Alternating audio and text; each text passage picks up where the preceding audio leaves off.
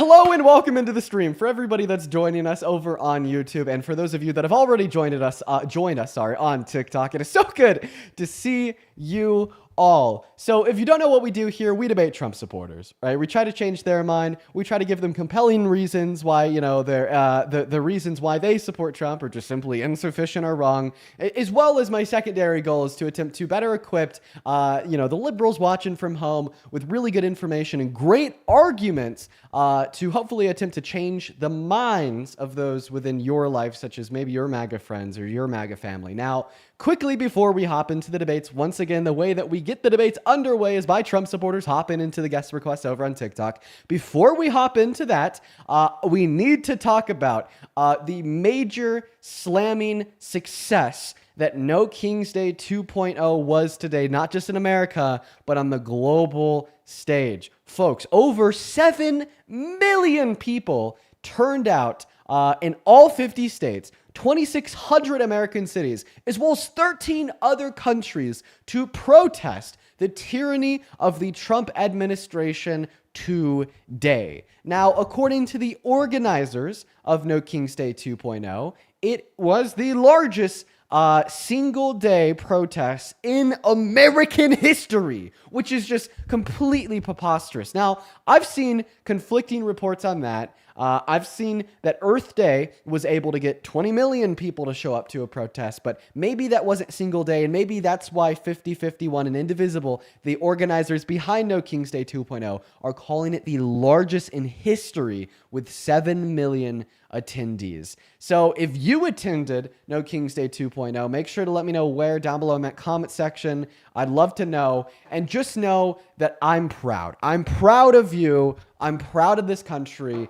And I'm proud of voices in America and in the 13 other countries that hosted protests for getting out there, getting active, and attempting to make it known that, we don't stand with the Trump administration in the direction they're guiding America in the world at large. Now, if you do stand with the Trump administration, if you are MAGA, if you're a Trump supporter, what I want you to do is I want you to go ahead and hop inside of that queue over on TikTok, and we're going to get you up here. Just make sure if you are in that queue that you're following the rules, guys. The rules are very important for the stream, but the rules are simple. All that you got to be is an American adult that supports Trump as president. And if that's you, then we're going to go and bring you up on the stream. I'm going to stop wasting y'all's time. Let's go ahead and try to get that very first guest up of the day. But quickly before we do, I just want to thank a couple people for the very first donations of the day. Hayden, thank you so much for the $10 over on Venmo, my friend. I hope you had a great day, No King's Day. Thank you so much, Hayden. As well as Kennedy, thank you so much for the $15 over on Venmo. Kennedy says, Dean, I posted a TikTok about the protest and now MAGA is coming at you. I'm feeling like I maybe did something wrong. No, they're going to come at you regardless of what you did. Don't take it personally, Kennedy. They're very mad today. Thank you for the $15, as well as Mel. Thank you for the $5 over on PayPal. Show some love to the very first 3 donors of the day. Let's go ahead and hop into those debates. I'm going to go and pull up that very first guest of the evening here. We got Daniel's account loading into the stream. Erica, thank you for the $4 over on PayPal as well. Good to see you as well. All right, we got Daniel loading into the stream, folks. Here we go. Go ahead and hop in that queue for me if you are an American adult that supports Donald J. Trump as president. We're going to get you up here. Okay, it looks like Daniel loaded in, then he very quickly left. Just make sure if you find yourself in that queue that you're actually following the rules. We're going to move on to the next guest, Melody. Here we go, guys. We got Melody hopefully loading up into the stream. Fuck him. Hello, Melody. Do you support Trump?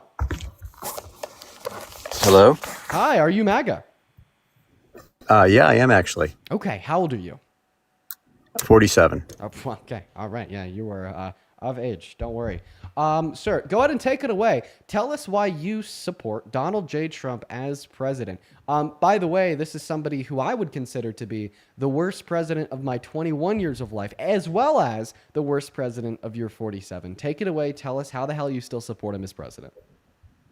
I support him as president essentially because of the immigration situation. I feel that it went absolutely out of control. It went sideways when Biden came in. He reversed the executive orders. If you looked at the Custom Border Patrol data, it had approximately 2 million come across during the era of Trump. And Biden came in, reversed it. Right. and all of a sudden it was like 8 to 10 million. All right. That So, cost in 2023 $182 billion to support them, so which is a lot of money with taxpayers' dollars. So I refute that, and I can explain why to you in a little bit. But before I do, I want to ask you, what executive orders did Biden reverse or take down that were signed into law under Donald Trump at his first administration that you think caused a surge of undocumented entry into this country? Stay in Mexico. The Remain in Mexico policy. Do you even know what that did? The Remain in Mexico essentially didn't allow people to come in, to my understanding. Okay, I don't. They think kept them there where they would be vetted. The other thing they also did was to get rid of catch and release. So who did the Remain in Mexico policy apply to? Remain in Mexico applied to anybody who was trying to come into the border.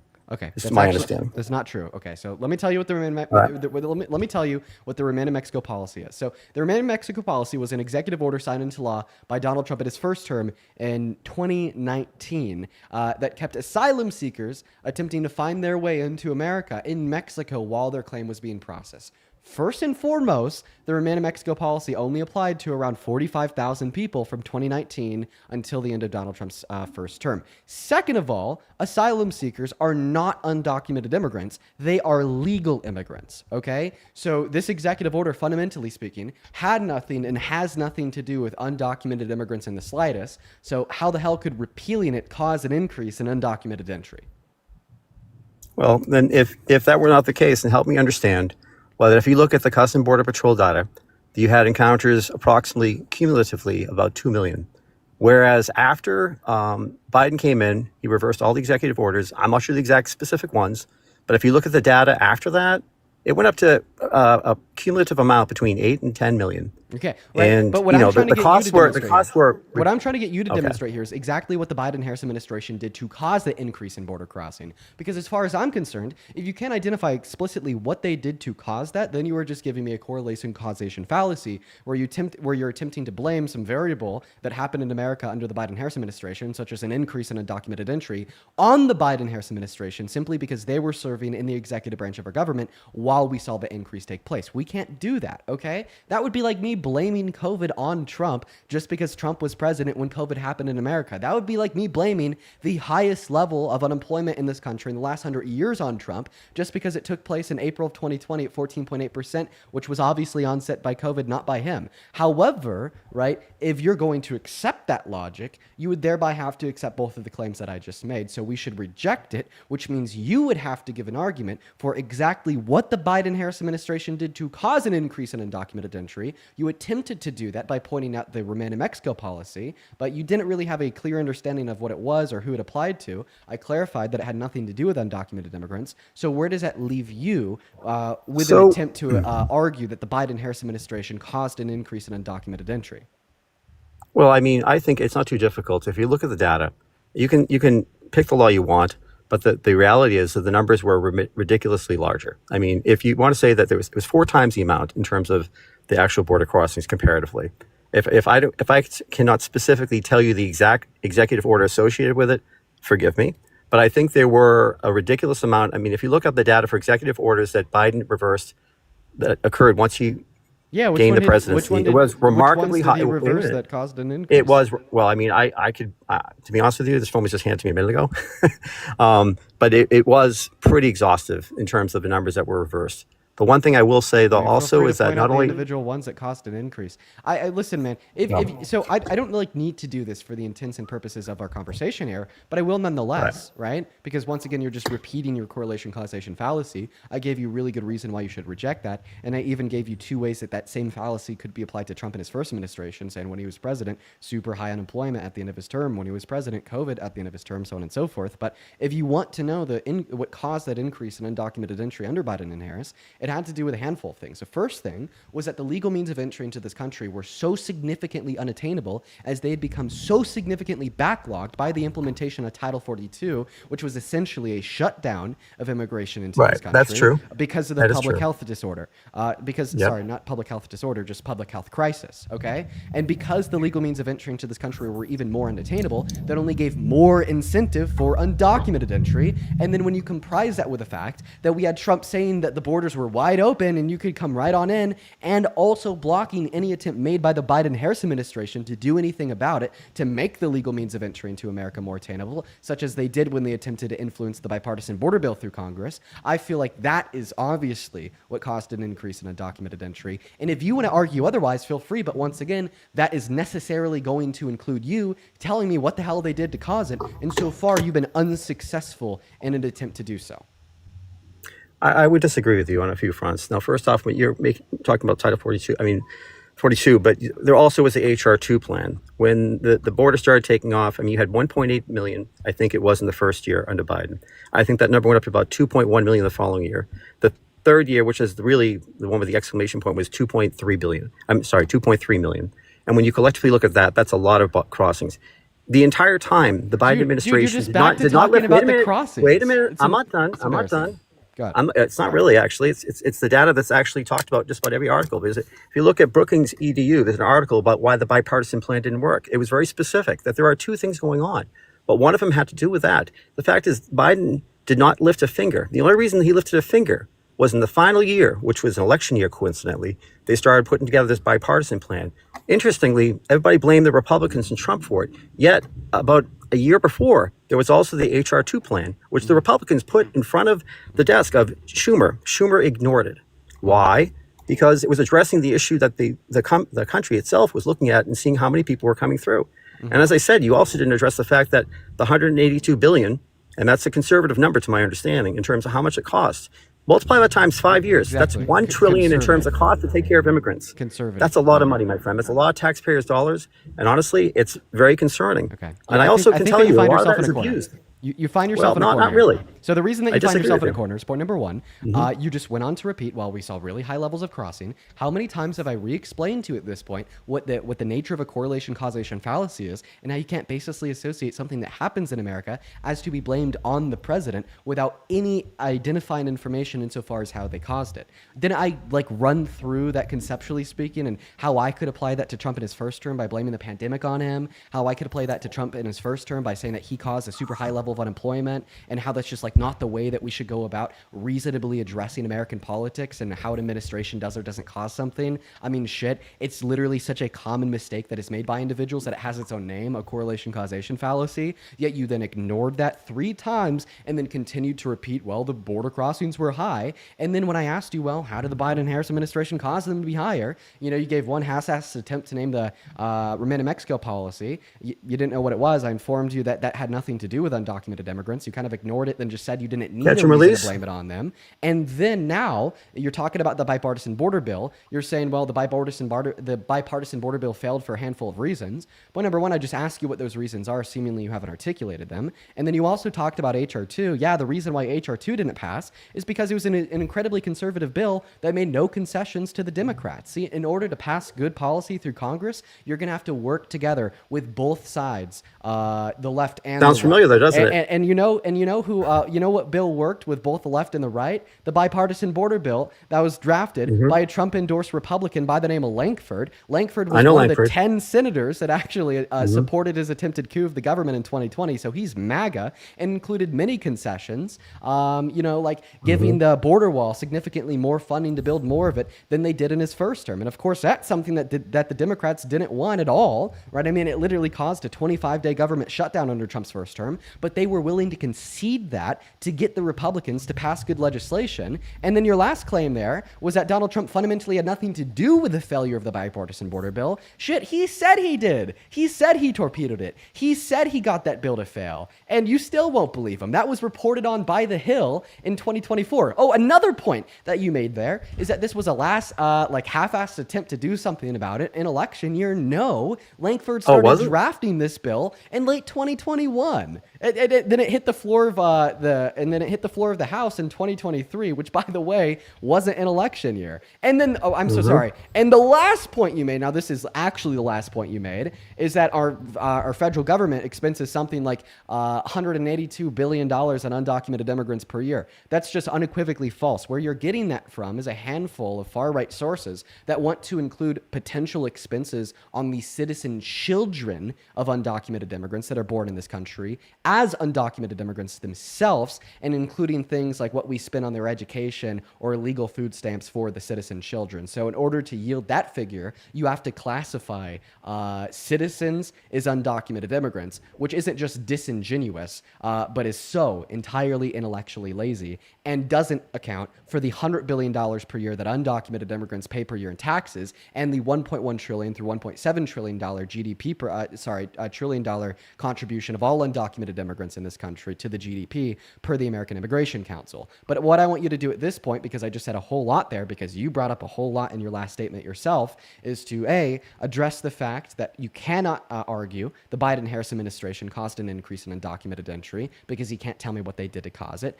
B, I want you to address and tell us why the bipartisan border bill was a failure and how Donald Trump didn't torpedo it even though he said he did. C, right, respond to my critiques of HR 2 and how it made no concessions to the left. And D, address the fact that your $182 billion figure that you said is expensed on undocumented immigrants every year is complete and total bullshit. Well, number one, I didn't get to finish my point. What I was trying to convey to you in terms of that bipartisan plan that you made reference to, why did it suddenly, materialize in the final year, in the election year? God, dude, you didn't even listen. If you listen to what I said, I told I you heard that what it you hit said, but if you heard what I that was the said, question I was then you trying would to have ask heard you what to I begin said with. when I told But you you it carried hit the on and floor didn't of the allow me to House in ask my question. 2023. Thank you so much. Hmm? It hit the floor of the House in 2023. Thank you. Okay, so 2023. Yes. And the election year was what year? 2024. Exactly. Right. So it's not this the was election coming in year, basically right? on the heels of an election year. Okay, at so the now we're end of shifting the goalposts. 2023, which Now is we're today. now we're No, we're going not from shifting. the We're just being realistic. that is what shit. Yes, you said. Well, why did it hit Congress in an election year? Then I'm like, it didn't hit Congress in The election year. very beginning and of now the you're like, election year. well, it hit Congress the year before an election year. Basically the same Well, thing, when did right? we hear all the press on this? When did we hear all the press? Right, When was Dean? everything politicized in the press? The media picked it all up. It was the election year when it was all picked up. My Right. friend. Okay. It Well, was. it wasn't You know even that, illegal. okay? Okay. You can say that, Well, but you that's just what it brought refuted up. your own point. You just said that the media started bringing it up during the election year. This hit the floor of the When did Congress it- before the election year.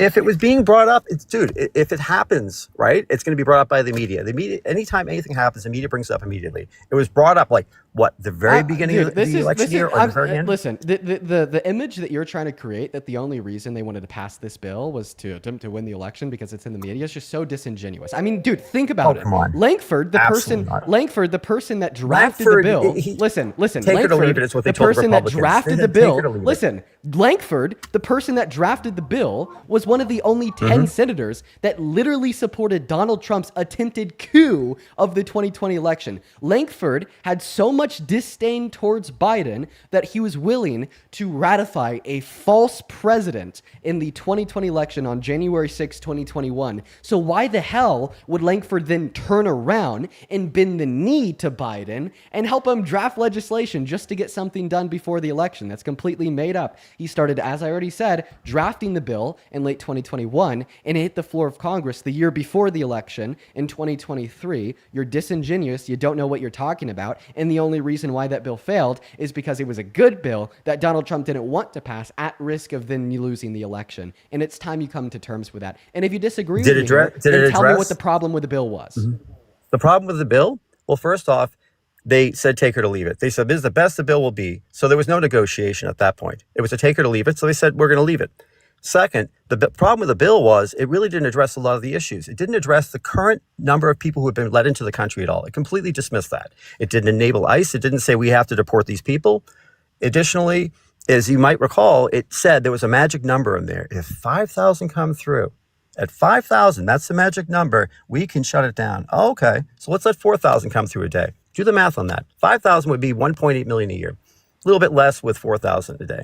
That's a lot, guy. So it really was not addressing the point. The point was too many people were coming I have a question. through. It was still What is the continue. current daily or weekly cap of immigration into America that grants the president special authority to shut the border down?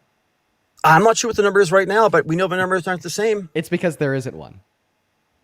Right? And what's Right, happening right. But what's happening right now? There's no current cap on the amount of immigration into this country that gives the president special authority to shut the border down. In fact, that 5,000 per week cap was the first suggestion of its kind to allow a president special authority to get it done. But I mean, I don't even really think that the cap of like 5,000 daily or weekly crossings, whatever it was what made the bipartisan border bill good. Okay, what I think made the bipartisan border bill good is the fact that it was going to spend billions of dollars on hiring significantly more judges to run courts along the southern border to expedite legal claims of immigration, residency, citizenship, green cards, and asylum, which would have made the legal means of entry into this country significantly more attainable, which would have naturally disincentivized undocumented entry. And by the way, okay, when I asked you why the bipartisan border bill was bad, why you agree with it being shot down, you basically said, well, it wasn't enough.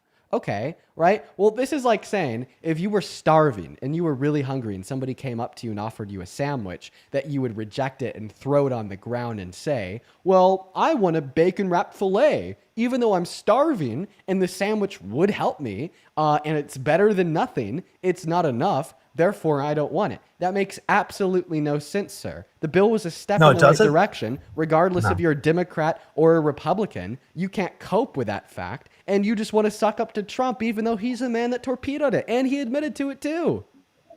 I'm glad the plan was torpedoed, honestly. Independent of Trump, I think the plan was terrible. And the reason I'm glad I wouldn't want that So then sandwich, tell because I me know what I'd get a better sandwich in a year. then That tell wouldn't me. be automatic. Wait, Dude, if you passed that why bill, can't it you would have just been have the permanent. sandwich and the better one in a year? Because then you'd be stuck with that plan because it would have already been passed by the Senate, by the Congress. If they had You say if they had stuck with approved that plan. So we'd be stuck Yeah. with what's actually in the bill. Okay. So this means that you think that there are things that were actually in the bill that were bad. So what were the things that are actually in the bill that are bad? the number who could come through. Oh, okay. The number who could come So through. now you're saying. I thought it was So ridiculous. now you're saying. That's close to 2 million granting a the year. president special authority at 5,000 daily or weekly crossings to Yeah. shut the border down is bad. Well, I already informed you. It was daily. Now I already informed you. I thought I already informed you that the president doesn't have any special authority to shut the border down at any point, regardless of what the number of daily or weekly crossings are, because that bill never passed. So I have a question. What's better? In your mind, do you think it's better when the president has some authority to shut the border down at a particular level of crossings, or no authority at all to do a complete shutdown, regardless of the level of crossings? It doesn't matter. You know what's going to go back and forth. It's going to be executive orders. Whoever's You're not whoever's answering my president is question. going to put it I in. want a direct answer to my question. Shall I repeat? Your direct answer is, of course, it's better to have something in place in terms of keeping things shut. Yes, but the reality is, Okay, so if then you just executive agreed orders, but that bill passing is better than that bill not passing, No, even in you- accordance with you and your goals. the preface of your question was, is it better to have something, nothing in that type situation? Yes, but it's all things being equal. Executive orders is basically going to serve both presidents. Whoever the next president is, if it's a Democrat, they'll never get it passed. They're going to have executive orders. So at this point, we're going to be a country where every 4 years, executive orders, depending who's in I power. don't understand what executive orders don't have anything to do with this dialogue. They're gonna- I think that right now you're trying to muddy the waters. The fact of the I'm matter not. is, I asked you what exactly in that bill you think is terrible, and then you said granting the president special authority to shut the border down when there's 5,000 daily or weekly crossings, and you said that specifically is terrible. We then went over is. how the president doesn't have any special authority to shut the border down at any point now, right? So what's better, the president having the special authority to shut the border down at 5,000 daily or weekly crossings, or the president not having any special authority to shut the border down, regardless of what the daily or weekly crossings are? And you agreed it's better for the president to have that special authority at 5,000 crossings compared to not having it at all at any level of crossings, meaning that you actually don't think that provision of the bill was terrible in contrast to what we would have had and have now because it didn't pass, which is the president having no special authority at all. So you actually conceded that the provisions of the bill were progress and steps in the right direction in accordance with your goals. No, I actually disagree with what you're saying. Okay, what I answered exactly your did I question. say there that you disagree with? Okay. What exactly I did disagree. quote me? All right. What I disagree with is you asked me, is it better to have some kind of plan that keeps some kind of check in terms of numbers that come through? And I said yes. But the issue is simple. If you know that Biden actually, when this whole thing didn't plan, what did he do? Did he control the border? Did he? Yes or no? Biden No, no, has no, no, no. nothing to Did he? do with the Did dialogue he? at all. He did. Oh, but this is the context here. We'll happily talk about Biden once we're done talking about this provision of the bipartisan border bill. I mean, this is literally the nastiest pivot like of all time, right? We're talking about a particular subsection of the bipartisan border bill and why you think it was bad, right? And then I absolutely like walked you through how it's actually good, even in accordance with your own goals, right? And then you're like, no, Dean, I completely disagree with you. I was like, specifically quote what I said, right, that you disagree with. And then you're like, sure, Dean, I'll specifically quote what you said that I disagree with. And then you didn't quote anything that you said. In fact, you brought up somebody who I haven't even talked about yet, who was Biden, right? Dude, so no but Bidens. Drop the pivot. Okay, explain to me precisely, right, how my line of thought there on the bipartisan border bill and that provision of granting the president special authority to shut the border down if there's 5,000 daily or weekly crossings is good, even in accordance with your own goals. Don't pivot, sir. Makes you look like a bad debater. No, no, no. It's not that I'm pivoting. It It's is. the context. Well, his context. Context The context to of what? context to what I'm referring. What are when you I say a referring number, to? it's Let's just best. get clear. What are you referring to? I am referring to having a hard number in terms of a plan that would keep people on the other side, not allowing a certain number through. That's ideal. However, what I'm trying to convey is I don't like the number. I don't think 5,000 is a reasonable number. And the reason I mentioned Biden, the reason I mentioned executive orders is because the numbers will always be controlled by executive orders. And the reason I bring up Biden is because he had to do that. I've tried to re-explain this to you like multiple times now. This is going to be my last time trying to explain this concept to you. If you don't get it this time, I'm going to kick you and move on to the next guest, right? Because we're just simply not getting anywhere because of your lack of an ability to understand the simple concept that I'm conveying, okay? For the very last time, sir, okay, I really want you to listen to me. I understand that you're telling me that you think that number of 5,000 is unreasonable, right? And that number should be, in your mind, significantly lower to grant the president special authority to shut the border down, right?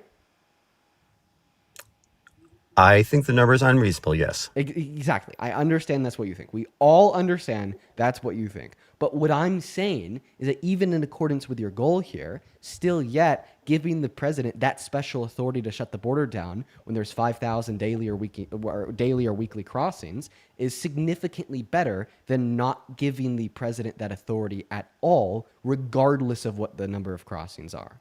Right? If that's the only number that you possibly could have in a situation without executive orders, and if executive orders could be better, I would disagree. So you disagree that giving the president Yes. the special authority to shut the border down at 5,000 crossings Yes, is that's what I better was trying to than not communicate to you. giving the president that special authority at all? Yes, because executive orders are going to trump that. That's what happened. That's what Biden ended up doing. That's why I was going down that path afterwards regarding Biden. How do you stop everything? He did executive orders, which everybody told him to do. So you don't have to have this plan. Just put in executive orders. He waited, and he finally did. And he's like, hey, look, the numbers went down. And then it's back to Biden. I appreciate you for coming up. I'm gonna go to move on to the next guest, dude. I'm sorry. He just like couldn't debate me, right? He couldn't like stay on subject. He couldn't have a conversation about like that one really terrible point that he made. So then his automatic refutation was, but Biden. Oh my God, dude. Listen, man. When you get caught on a point, okay, and I want to make this like incredibly clear to like all the Trump supporters in here. When you get caught on a point, you can't just go, but Biden. Like, oh my God. You know, he tried his best though, so I'll give him that. We're gonna move on to the next guest. Thank you guys so much for all the love over on TikTok. I appreciate y'all. As well as if I'm acting like, you know, a little bit more like hard or I'm being a little bit more angry or mean than I usually am. I've had a really long day, guys. I mean, Tofu, I appreciate you for the galaxy. You know, like usually before I go live to do these debates, I'll wake up, go to the gym, have a nice relaxing morning and a cup of coffee. Today, I've been up since 5 a.m. on plans, so it's been a long one. What's going on? Do you support Trump? Yes, I support Trump. Okay, how old are you? 18. And what year were you born in? Like 2012. All right. I would not make you 18, sir. Let's go ahead and move on to the next guest and move on from the 4-year-old. We got that next guest loaded up into the box right now. If you happen to be one of the 9.1 thousand people hanging out with us over on TikTok, guys, make sure that we're double tapping away on that phone screen. As well as Deirdre. Thank you so much for the $50 over on PayPal. Deirdre, thank you so much for your guidance. That is so incredibly awesome of you. I want to see 500 big Deirdre W's down below in that comment section. Thank you so much, Deirdre. That is Diedra. Thank you so much for the love. Deirdre with a $50 says, just how do I, as a 28-year-old Canadian female, know more about American politics than these Trump supporters? Thank you for all that you do, Dean. Well, thank you so much, Deirdre. You probably do. I mean, I think I've seen your name before, so you've been hanging out with us for a while. You're an absolute icon. Thank you for the $50. Show some love to Deirdre down below in that comment section. As well as Morgan. Thank you so much for the $10 over on PayPal, who says, whenever I see that you're on live, I'm like, my show is on. Let's go, Morgan. Yes, your show is on for the evening. We're doing a late night show tonight. Thank you so much for the love, Morgan. As well as Lewis, thank you so much for the $20 over on PayPal, who says, Dean, big fan. Thank you so much for the love, Lewis. Show some love to Lewis down below. And then Bailey with the $10. Thank you for the love, Bailey. Show some love to Deirdre, Bailey, and Lewis. And then one last big one here, Alexis. Thank you so much for the $30 over on PayPal. Alexis says, thank you for speaking up for us. The best part of my day was yelling to protesters out my car window, telling them that I love them. You've given me the tools I need to advocate for people who've lost their voices. I think that you're awesome, Alexis. I've done that too. I did that at the first No King's Day protest, and I remember it being a whole lot of fun. Thank you for the $30. I appreciate you for being here, and thank you so much for your kindness. Show some fucking love to Alexis down below. While we are looking for the next Trump supporter right now, we already got Andy loaded into the live. F-Style Life, I appreciate you for that, Galaxy. Andy, do you want to go ahead and unmute? What's up, man? Do you support Trump? Sorry, I was just muting so you could thank your gifters. I'm sorry, I'm on my boyfriend's account. I'm 31. All right, yeah. And do you support Trump? I do. Okay, sounds good. But before we hop into it, I just had to read this one off. Lisa with the $10 in super chat says, Dean is so triggered. Sis, calm down. He's making valid points. You've been deflecting with nonsense. Excuses for Biden's quote-unquote path to citizenship was too hard, so record numbers crossed. Lisa, listen, thank you so much for the $10. What I'm going to do is I'm actually going to take that and I'm going to multiply it by 10 and I'm going to donate it to an immigrant advocacy group. Thank you. Thank you, Lisa. That's awesome of you. Go ahead and take it away. What is your name? Sarah. Sarah. Go ahead and take it away, Sarah. Yeah. Tell us why you support Trump as president. So my main thing, honestly, kind of like bouncing off of what you just said, on the 10th of September, when all that happened, you said that you were going to donate all of the gifts and donations that you got from the lives that you were doing from Charlie Kirk's incident, memorial, whatever. Yeah, to donate it to like gun advocacy groups for gun reform. Yeah, I haven't seen a receipt from that, so I'm just wondering where that would be. Yeah, I dropped that in my Discord a handful of weeks ago. You dropped the receipt on the Discord? Yes. So why do you can support you post Trump? it on Twitter or? I mean, I said I'd drop it in my Discord on live. Feel free to go check out the Discord. I'm sure the people in it right now will probably identify and bump it. But anyways, why do you support Trump? This is a little bit off topic. Yeah, I don't. I'm leftist, but I'm just trying to make sure that you stand by your word. Okay, so you lied to me about being a Trump supporter. Or no, I'm not going to post it on Twitter because I dropped it in the Discord. So you're not gonna you specifically said you would post it publicly on Twitter. I said I'd post it publicly on Discord. Is that not enough for you? No, because you said you couldn't. So why is it not enough to your gifts off? Why is it not enough to post it on Discord, but it would be enough to post it on Twitter? Like, I guess from my perspective, I'm confused. No, Sarah, just give me a second. From my perspective, I'm confused because I publicly shared the receipt of my donation to a gun advocacy group to reduce gun violence in this country. I publicly shared that on Discord. Like, public is public, regardless if it's on Discord or on Twitter. Yeah, I mean, I can answer that for you. So the entire live, you came on and off, and you said that you couldn't figure out how to turn your gifts off. Right, which is true. Right. So when you're already on live, you can't turn your gifts off, as far as I'm aware. But when you come back onto live, you can turn your gifts off, and you didn't. So I'm just wondering. Because I didn't end my live on that day. I didn't like end and restart my live. As far as I was watching, I thought you did end and come back. No, I just ended and then left for the day. Okay, so you said you posted it in your Discord? Yeah. Okay. I mean, I'm just curious because I could share it again if you missed it. yeah, I mean, if you could share it Because it looks you like in like the last month, the chats have been archived by the mods and then like reset up. I think they do that to clean the chats every month. So I could repost it right now. Okay, so that wasn't like my fault or anyone else's fault. I mean, are you even in the Discord? Yes. Okay. Well, I mean, I'm just looking at what I'm seeing in the chat, like literally right now in the Discord. Apparently, it's being speculated that the lives were archived and then replaced. So why should I also post it on Twitter? That's a little bit of an odd request. Because you made it very publicly known that you were going to donate all of the funds that you received to anti-pew through violence Discord. organizations I made it and publicly known. families. I donate the gifts that I Great, got. great. So on I'm still TikTok talking. So to I gun- had to gun donated. advocacy- to Great. gun I advocacy group. That's sent right. to you. Right. Yeah, I sent to you because I thought that's what you were doing, That's and then I that's never 'cause saw. This is what I did. So, but like, I know my question. sorry? I don't think that you're understanding my question. So my question is like, why is publicly sharing it on Discord not enough? And I should also publicly share it on Twitter because Because that's what you said. stated that. Okay, I said that I'd share it on my Discord. I think that you're confused, but like as I already said, public is I'm public. not confused. I can pull up the audio. If Dean. you want me to be honest, But- I think that you're just looking for things to complain about because you don't like me.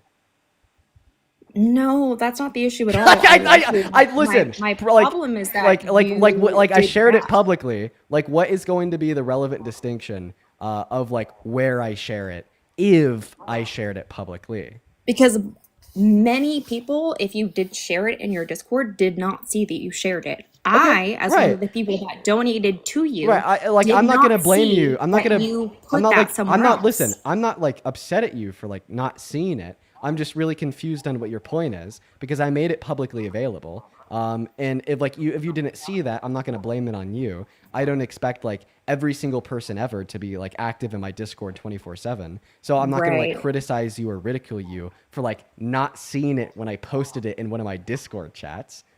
So why are you upset? Well, no, I'm not upset. I'm just simply asking you because when I told you that I shared it on Discord, like seemingly that answer wasn't enough for you, and then you're like, well, now I'm mad at you because you didn't share it on like Twitter. No, I'm not mad at you at all. I asked you if you did donate that money because I had sent you money. Okay, all right. Well, and that was what I donated it for. Well, now that I've been like clear to you that I did, and I posted a public receipt on the Discord. Anything else, Sarah? No, we're good, Dean. Have a good. All right, awesome. Next time, just make sure to follow the rules, guys. We're only looking to talk to Trump supporters. Go ahead and hop in that queue if you happen to be MAGA, guys. Go ahead and hop in that queue if you happen to be MAGA, everyone. We're going to go to get that next guest loaded up and connected to the live stream right now. All right, folks, here we go. Just make sure if you are in that box that you are a Trump supporter. We will happily get you connected, loaded up in the box. We got Bree connected, connecting right now. Hey, what's up? How old are you? Hello? All right, they're not here. We're going to move on to the next guest. Just make sure if you find yourself in that queue that you are an American MAGA adult that is pro-Trump. We'll happily get you loaded up in and connected. So also, just in case, like the Discord chats were archived and like people on Discord can't just like search images that like I posted in the channels to find it themselves, I am just going to go ahead and reshare it now. So just thought I'd put that out there for everyone that's interested. Yeah, just doing it right now. All right, let's go and get that next guest loaded up into the box. Go ahead and hop in that queue. If you are MAGA, we'll get you connected up in. We got Andy Watts loading into the stream. Here we go. Hey, what's up, Andy? Do you support Trump? Brian, thank you for the galaxy. Hello? Hello, nigger. All right, we're going to go to ban you, move on to the next guest. Go ahead and hop inside of that queue if you happen to be an American adult that supports Donald J. Trump as president. If I'm going to be honest with you folks, I'm not really finding any. A lot of people that are just kind of breaking the rules. Let's go and get that next guest loaded up into the box right now, everyone. And if you want to support me, you can find my Venmo and my PayPal in the link tree in my bio. as well as in the pinned message over on the Super Chat. I appreciate over on the YouTube, where you could also support through Super Chat. I appreciate you guys. WJP, appreciate you for the galaxy. That is incredibly kind of you. As well as Unreality, thank you so much for the 10 Australian dollars over on YouTube Super Chat. And Zachary, thank you so much for the $10 over on Super Chat as well. Shout out to Zachary and Unreality. I really appreciate you both for the love. And at this point, we're going to go and move on to the next guest, Amy. While we're getting Amy up in here, Mary, thank you for the $10 over at Venmo. Thank you so much. Then Audie with the $5. Thank you so much, Audie. Shelby with the $5. Thank you so much. And then Greg, Craig, this came in 14 minutes ago, but Craig, thank you so much for the $50 over on Venmo. I really appreciate you for that love, Craig. Let's get 500 big Craig W's down below in that comment section. Thank you so much for the $50, man. That is so incredibly generous and kind of you. Craig with the $50 says, keep up the good fight. Donating to you is so much more satisfying than donating to Act Blue. Democrats should long ago have dealt with Trump and MAGA before the country sunk to this low. Thank you so much for your kindness, Craig. I think that you're awesome. Big W Craig down below. And what is up, Amy? Do you support Trump? I do. All right, Amy. Well, it's a pleasure to meet you. You don't have to answer, but I'm just kind of curious. How old are you? I'm old. All right. I was just asking. But anyways, go ahead and take it away. Tell us why you support Trump. Well, I first want to ask you a question. Why are you not thanking Trump for signing the executive order to save TikTok? Oh yeah. Yeah, I need to get on my hands and knees and start praying to No, the sky. Okay. I'm Go not ahead. saying that, but you were just rude to the last speaker. I don't understand that. She was just asking you questions, and you were pretty rude. I mean, we're human beings, and we have opinions, and we support a president that we think is doing a really good job. Okay. And Well, that but last guess, like point number one, I didn't I wasn't trying to be rude to the last guess. I think as I clarified maybe like 30 minutes ago at this point, I've been up since 5 a.m. I've been on and off planes all day. I hopped off the plane and then came and like sat down and recorded and edited a video. I'm just like really tired, if I'm going to be honest. And like I'm trying to be kind of respectful, but I feel like I'm like likely being more blunt than like I usually am. And I didn't mean to be rude to that last guess, right? But I did feel as if like that last guess was like unfairly attempting to demand something that's like unrealistic, right? Because like, you know, like she came up here with like the issue, believing that like I didn't post like a public receipt of like this donation that I had promised to make. Then I was like, hey, listen, I did publicly share that receipt. I posted it on Discord. And like, instead of the response being like, oh, thank you for the clarification, Dean, all of a sudden, right, my original critique and what I came up here to voice my opinion about has now been solved, right? Because you are now informing me that you did post that publicly, right? Instead, a response was to just shift the goalpost and be like, well, actually, I'm still mad at you because you didn't post it on Twitter, right? So I don't know. I found that to be like, you know, a little annoying, if I'm going to be frank. But what I will say to you is that last guest actually wasn't a Trump supporter. She was a leftist. And Donald Trump okay. has called like leftists the enemy. Donald Trump has said that he hates Democrats. He has identified Antifa as a terrorist organization. I bet she'd self-identify as anti-fascist for sure. So if you think Well, that I I was think being Trump rude to has. her, do you think that like Trump is rude to her and people like her and me and everybody else watching like every single day? I think he's just responding to the way people. I mean, he was shot at by who? What's up? He was shot. So yeah, People say President Trump was shot in the air. Yeah. right, and who was he shot by? Honestly, like I forget the guy's name. Some like dorky white guy. Is he a Democrat? I think he was a registered Republican. I don't know about that. Wait, no, he was. Yeah, no, he was a registered Republican. We don't really know anything about him. I remember that. Like we know nothing about the guy that shot Trump. I don't know how that's relevant to our conversation at all, though. I mean, what's the relevance? Well, you're saying I think it was a Democrat. I don't think it was a Republican, but I'm not sure. Okay. I don't agree with everything that Trump does. Personally, I think I voted for Trump because I thought he was a better candidate than the other candidate. I mean, Okay. she was listening to other people. She didn't even have her own. Doesn't have the experience like Trump has. She was listening to everybody. Couldn't come up with her own words to express anything. And a lot of times she was slurring her words throughout her candidacy. And I don't know. I just, based on experience, that's why I voted. And I also don't believe that illegal immigrants should be allowed in our country. There's a process. Yeah. And we can't go into another country illegally, can we? No, we're going to be thrown out. We're not allowed to go into any other country and get free things. Okay. Well, point number one, you told us that America would be worse off today if like Kamala Harris was elected because sometimes she slurred her words.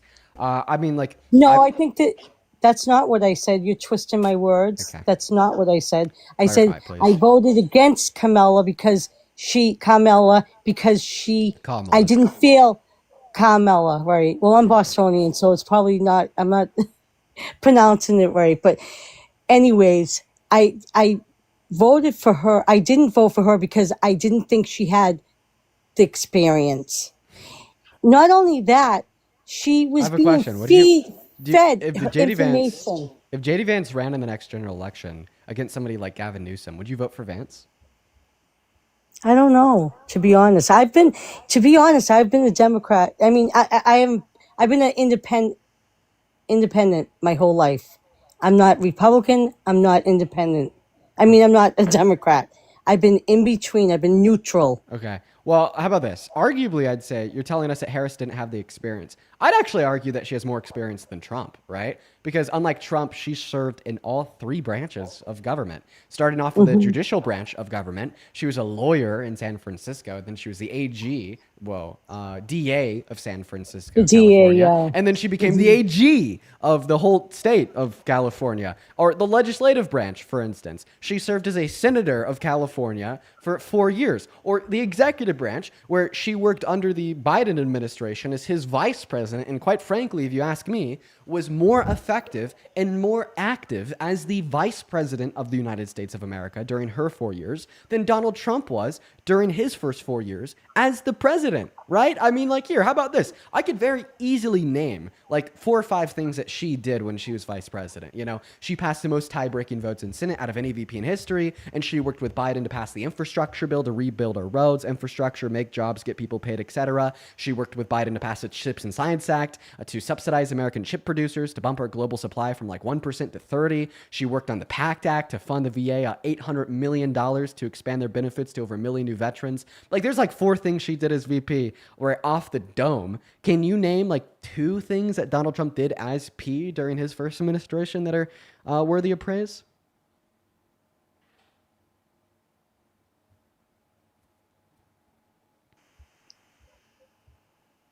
Can you? He lowered the unemployment rate. He lowered unemployment. How did he do that? Yes.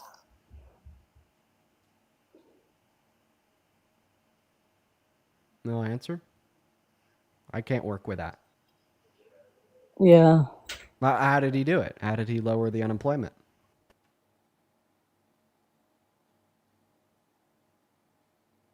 By the way, I'm gonna repeat this. I'm sorry if I'm coming off as like a rude a-hole. I'm trying my best not to. I'm just so tired. I'm gonna repeat that to you, and probably other guests today. I'm sorry if I am. I'm really trying not to. By the way, Amy, you left the TikTok app. I can't hear you when you do. Yeah. Okay, Amy. Well, so just to catch you up, you told us that he lowered the unemployment rate during his first term, and I asked you how. Do you have a response? You can be honest. If you don't have a response, that's fine. I just tell don't. me. I don't have a response. No worries. I mean, I think, with jobs, a lot of jobs, that was providing all the jobs with, I don't know. I just feel like I'm put on the spot here. Well, But, I did. I definitely did put you yeah. on the spot. Yeah, absolutely. Yeah, because I'd rather talk about other things, but that's all right. I'm not really I'm tired myself. I'm tired. And I also just, when I was on here, I actually like Eugene. I think, you do your job well on here. I think you have a lot of you're a good checker, and you know you do your job appropriately. But I think sometimes you can be rude, really rude, and yeah, I just think you could be rude and you can be a little nicer. Listen, We're just I'll continue. I'll continue to strive to be kinder, like when possible. But I would say for the most part, like I think it's acceptable for me to match the energy of people that'll come up onto the stream.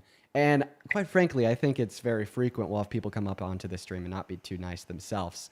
And it's just kind of like, if you can't take it, then you shouldn't dish it. But right. like one last thing I'll add on here, just respond to your last point. Then you said that you're tired, so I'd assume that you're going to leave after this. Is that you can't just blame, right, anything that happens in the country on the president. So I'd assume when you're saying that he was super good for the unemployment rate, you'd be looking at like the 1 point under his term, right, where he had like a 50-year low level of unemployment, writing off the macroeconomic trends from Obama. All right, well, he also had the highest level of unemployment in the last 100 years in April of 2020 at 14.8%. Can I basically assume that he caused that the same way you're basically assuming that he caused a 50-year low? No, I don't agree with that. Okay, so why can you basically assume, but I can't? No, I mean you have that right. You have that opinion. You have that right. Is that accurate? I'm not sure. I'm not sure that what you're telling me is accurate. Okay. And I think I should have done some more research on my part. And this is the first year I voted for Trump. It was a really hard decision for me, to be honest. But I just feel like we're in a better place with him running the country than the other opponent. And Wait, dude, I'm so sorry. Like, here's my thoughts. Yeah. I think that the country would be significantly better off if Kamala Harris won. Like I asked you like why you didn't like her. At first you said, she kind of slurred her words sometimes. And then you said, well, you don't really know if she was too qualified. Then I went through her qualifications and you had no response. Okay. Right. But if you were to ask me why I don't like Trump, I would be like, he pardoned 72 people that tried to kill cops on the steps of our Capitol. Holy shit. He tried to rig and steal the outcome of a federal presidential election by sending fake slates of electors to key swing states to cast fake votes back to Congress, and then he attempted to pressure Mike Pence into certifying them as real while having his supporters storm the Capitol, fucking scream and hang Mike Pence if he doesn't. Holy shit! He was adjudicated by a court of law to have raped a woman. Holy shit! He was best buddies with Epstein and he was sending actually Epstein did. letters. He was not Okay. criminally charged on that rape. That was a civil charge against that woman, not a criminal charge against Right. Trump. It was civil. But listen, I still think that the court proved it beyond a reasonable shadow of a doubt. We could go through my reasons why if you want. Well, but you know what? She wrote a- my point here is just like, right, which like arguments here are like more consequential, more meaningful, and more meaningful and more compelling, right? You accusing Kamala Harris of like slurring her words sometimes and kind of being unqualified, then having no response to me when I give you her qualifications, or Donald Trump like purporting the greatest threat to the American democracy since the Civil War with J6, being civilly adjudicated to have raped a woman, being best buddies with the largest billionaire child sex trafficker, Jeffrey Epstein, and sending him letters depicting the body of a naked girl. Or, like passing the most expensive bill in modern American history, all of modern American history, while also kicking 10 million people off healthcare and 3 million people off food stamps in the process, right? Like, obviously, right, my reasons right there why I think that Donald Trump is a bad president, which are very limited, I could go on for another 10, 15 minutes, are like extremely, right, worse, right, than like your two reasons why you said you don't think Kamala Harris would make a good president. And I feel like it doesn't take much common sense to be able to agree with that. It's not just that. I mean, I followed her candidacy. I watched her, and she had earbuds in her ears, right? She was listening to somebody else. She wasn't using her own words. No. If you follow her at every stop that she made, she had those. You don't believe that? And that's the thing, like, Amy, you don't know Amy, what to believe. That's a conspiracy theory. I could prove that's a conspiracy theory.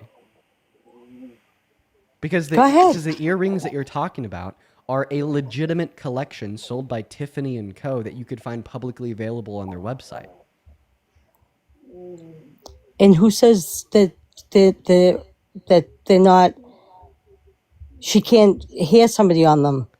A side-by-side comparison of the earrings she was wearing in her debate with Trump compared to the picture of the Tiffany & Co. earrings off of their publicly available website, and while also a comparison to the fucking like Temu like earring headphone things where you could hear volume through. Like obviously, right, that what she was wearing was identical to the Tiffany & Co. earring set that was I think I read somewhere that it was like a gift from a friend or something, and like not identical at all, but like similar in color, right, to like the earring headset, phone a friend shit from Temu, right? Like it's a conspiracy theory. And listen, this is another reason why Donald Trump is a terrible president. It's because when he's pissed off at the facts, right? The fact of this matter was the fact that Kamala Harris had destroyed him so terribly in that debate. He'll just come up with a conspiracy theory to ignore that fact. In this circumstance, is that she was colluding with somebody and hearing and listening to them and repeating their words through a headset, right? And then you just fucking buy it, right? Like the Achilles tendon to democracy is an ill-informed electorate, and I think that Donald Trump has conned you into being a part of the largest misinformed electorate in modern American history because of him and his lies. She was the vice president with Biden, and she allowed him. She could have contributed in supporting getting him some help. He was not a well president, and she walked along with him, and he was not well and did nothing, did absolutely nothing. Okay. Name 3 things that Trump did.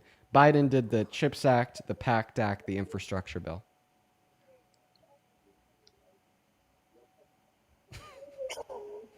Yeah, that talking point, thumbs down. No, you know what? I need to be more prepared. I'm not prepared. And I was actually surprised that you, because I waited like 3 hours the other day to come on here.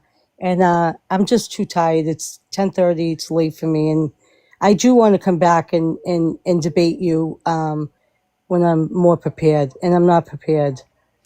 All right. Well, And you I'm have, also receiving all these comments that are not very nice. And I don't appreciate it. So I'm going to say goodnight. all right, Amy. Thank you, Dean. All right, Amy. You have a good rest of your evening. Let's But go I ahead do and, have a lot. I do have a lot of facts of why I voted for Trump. I voted for many reasons, but I'm just too tired to go through them. And I waited, a couple hours to get on here, so I'm going to say goodnight. Okay, But I will come back. I listen, hope you. feel free to come back. Feel free to come back. All right. You got it. Thanks, you got it, Amy. Gene. Yeah. All right. Let's go ahead and get that next Trump supporter up in here. Go ahead and hop in that queue if you happen to be an American adult that supports Trump as president. We'll get you loaded up in and connected to the live. For the 11.3 thousand people hanging out with us for the day, I appreciate you guys for being here. And also just one thing, I would appreciate it if, like, to not send like mass harassment towards like the way of like the guests, right? And the only reason I say that is because I think it like disincentivizes people joining. You know what I mean? But of course, like freedom of speech doesn't mean freedom of consequences. And I'm gonna be honest, like when there's like a guest up here that's just saying some crazy fucking shit, right? I don't really care what their comment section looks like, as long as it's law abiding, TikTok TOS abiding, so on and so forth. What's up? Do you support Trump? Yes, sir. All right. How do you? 46. All right. Well, it's nice to meet you. Let's have a discussion about why. Before we hop into that, I do want to go ahead and thank a handful of people for their donations very, very quickly. Lori, thank you for the $10 over on Venmo. Lori says, thank you for standing up to MAGA. I appreciate you for the 10. That is incredibly kind of you. As well as, let's see here, Jessica, thank you for the $3 over on Venmo. And Sarah, thank you so much for the gift card. It's not telling me what the gift card is to. But thank you. I'll have to check that out later. Fuck yeah. Appreciate you for the gift card. Hell yeah. As well as just looking out at PayPal here super duper quickly. Jay, thank you so much for the $125 over on PayPal. Dude, what dude? Jay. Oh my God. Jay with $125 says, because you do deserve it. The both of you and Parker, you've turned me into a bloody activist. Love as always. Jay, you've been watching these goddamn streams for months now. You are a core member of the Dean Team Dream Team, the community as I like to call it. Thank you for being here and thank you for your support. You know my thoughts. I don't think I deserve it, but I really do appreciate you for your kindness and your generosity. Show some fucking love to Jay. As well as Kimberly. Thank you for the $20 over on PayPal. Who says, always good to catch one of your streams. Thank you for keeping up the fight. Thank you, Kimberly. Show some love to Kimberly for the 20. As well as Anna. Thank you for the $15 over on PayPal. Heidi with the 10. Trinity with the 5. Oh my God. And Alex. Oh my God. Alex. Holy shit. And thank you, Alex, for the $500 donation on PayPal. Oh my God. Oh my God. Holy shit. Dude, guys, I'm so sorry. I don't even know what to say. Alex, that is insane. Thank you. What the fuck? Alex, so they attached a message with the $500 donation. They said, keep up the good work. You know what, Alex? You fucking got it. Okay, you got it, Alex. I'll be keeping up the good work. While we're hopping into this debate with this new guest, if I could please seriously have everybody watching to show some massive love to both Jay and Alex down below in the comment sections. Thank you to the both of you. I mean, I don't think that my words could ever truly express just how thankful I am for your kindness and how humble I am in accepting it. And just the fact that I truly believe I don't deserve that shit. And you guys have just decided to be so kind. Thank you, Alex and Jay. Go ahead and take it away. I'll recenter the conversation. You tell us why you support Trump. Massive W's for Alex and massive W's for Jay down below. Take it away, guys. Why are you MAGA? Well, I guess he ran on cleaning up the wasteful spending in the government and cleaning up the border, and he's been working hard to do that. Well, I think he's been working hard to do the opposite of that. Like you said, cleaning up wasteful spending. He signed the most expensive bill in American history into law. Big, beautiful bill. CBO projects it to cost $4.5 trillion. How's that for cleaning up wasteful spending? Well, if you look at the big, beautiful bill, actually what it is tax cuts for us, so that doesn't really count as spending. And if you look at the other things, it's cost savings due to changes in the Medicaid program. Okay, so yeah, it's still spending $4.5 trillion a net, even though they gutted $900 billion from Medicaid, which is expected to kick 10 million people off of the services alongside their new work requirements and increase premiums by 75%. So if they didn't gut $900 billion from Medicaid, then it just would have simply cost $5.4 trillion. And then you said, well, it's not actually spending because it's tax cuts. So even the Treasury calculates deficit-related expenditure and increase in debt via a reduction in government revenue when we cut taxes. So yeah, that is essentially debt spending, because that's just going to be the increase in the debt generated by the reduction in the government revenue onset by the tax cuts. And those tax cuts, by the way, according to the Center on Budget and Policy Priorities, are really only benefiting people making at or over $51,000 per year on average. Those making at or under $51,000 per year on average are projected to have less purchasing power because of the big, beautiful bill, because of its massive cuts to Medicaid, its massive cuts to free school student lunch programs, its cuts to intellectuals in the arts, its cuts to energy production, its cuts to food stamps, so on and so forth. Terrible bill. So you Completely said wasteful. that cuts to Medicaid would reduce the average consumer's spending? No, purchasing power, because now they have to spend more. For low-income Americans that are on Medicaid, now they're projected to have to spend an additional 75% on their premiums, which in consideration would reduce their overall purchasing power or the value. Who pays of their Medicaid money. premiums?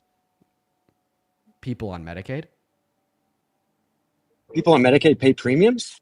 Yeah, people on Medicaid pay premiums. No. Medicaid is a government-funded subsidy that pays for the health care of the recipient. You don't pay premiums for Medicaid. Oh my God. Okay. All right. Unless you count the couple of states that charge a couple bucks of premium, but that's a state level. Okay. All right. Well, so there's cost sharing under Medicaid for some individuals.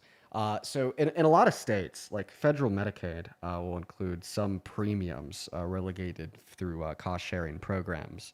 And basically, because of like the $900 billion cut to Medicaid, now they're going to have to share more of that cost with the individuals on Medicaid by like increasing their burden, which in turn would increase their premiums. But yeah, So which there states is actually cost sharing charge a under premium? Medicaid. Not everybody on Medicaid has everything covered always.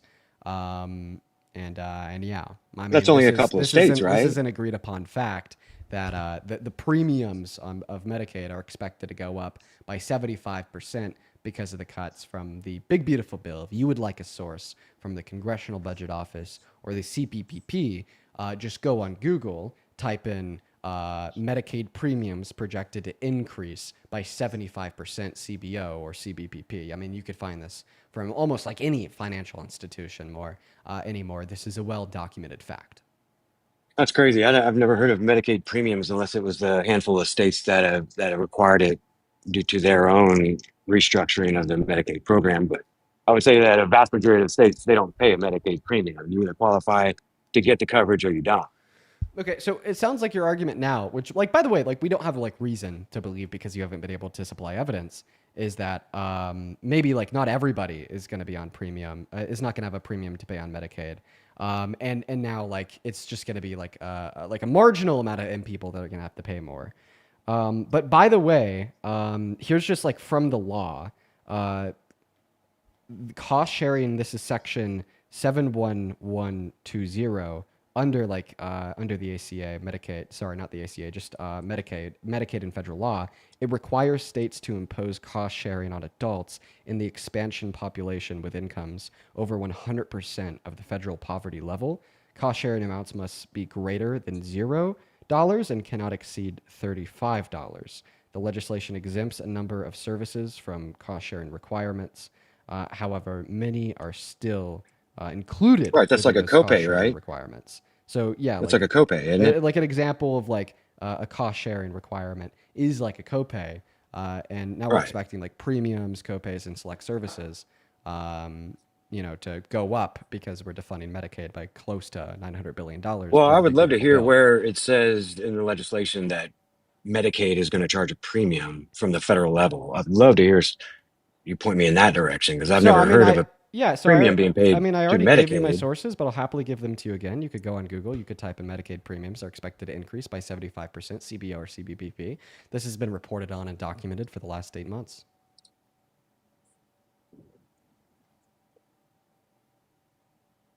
Okay, well, I've never heard of that. Yeah. So how do you feel about the fact that the big beautiful bill is taking 10 million low-income Americans off of Medicaid altogether? I think that's a huge Well, loss. that's over a period of 10 years, right? Yes. Have you heard of the what is it called? The FCCRA, I believe. No. Oh, so that was legislation passed back in 2020 under Trump that basically put a freeze on any de-enrollments from the Medicaid program, and that was discontinued during the Biden administration during, I believe, the March 2023.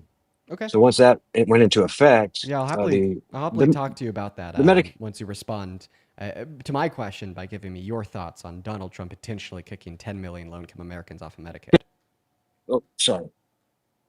The Medicaid enrollments went up to about 98 million at the peak whenever they froze the disenrollments, and then when the Biden administration discontinued that, we lost right around 20 million enrollees in a matter of 2 years. So when you say we lose So 10 million enrollees over a the period of freeze 10 on the years, I de-enrollments don't was see that for big the of a problem. pandemic.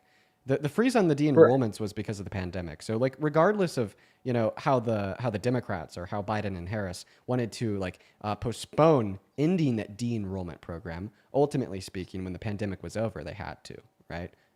But I don't understand why you're pivoting. I mean, I think I asked a pretty direct question. I'll ask it again now that I've responded to Well, you, Billy. I was Okay. explaining the fact that we lost 20 million enrollees in a matter of 2 years, and you're fretting about 10 million over a period of 10 years. I'm not But the sure difference between these why two the urgency. scenarios is like the reason why likely what you're telling me is true. Like once again, still no evidence. I'm just going to take you for your word. Is because the de-enrollments were frozen during the pandemic, right? Because many individuals lost their job during the pandemic. Many individuals found themselves in incredibly undesirable circumstances because of the public health emergency and crisis. Many individuals died. Many individuals needed to go to the hospital, right? So they likely froze de-enrollment because of that, and they wanted anybody who was on it to stay on it until the public health emergency was over. Once the public health emergency was over, that policy stopped, right? Because COVID was no longer declared public health emergency, and then ultimately people were like forced to de-roll, likely because either their income grew, they got a better job, they continued to work, and they no longer met eligibility requirements. So that actually wasn't an example of like the Biden-Harris administration slimming eligibility requirements. That wasn't an example of the Biden-Harris administration kicking people off of Medicaid, that had met the eligibility requirements. Unlike Trump, who is now defunding it by $900 billion, per the CBO, increasing premiums by 75% for everybody else that is still on it, and literally kicking 10 million people off just to further fund tax cuts that disproportionately help the ultra wealthy. So now that we've got the Biden pivot away, I mean, literally, it's just something that happens so frequently on this live. We have a name for it. Go ahead and respond to the malice of the Trump administration in actively supporting kicking 10 million low-income Americans off of Medicaid just to help justify a cut to the program to make tax cuts for the ultra wealthy significantly less expensive. How do you feel that because of the guy that you voted for, 10 million low-income Americans are now without health insurance?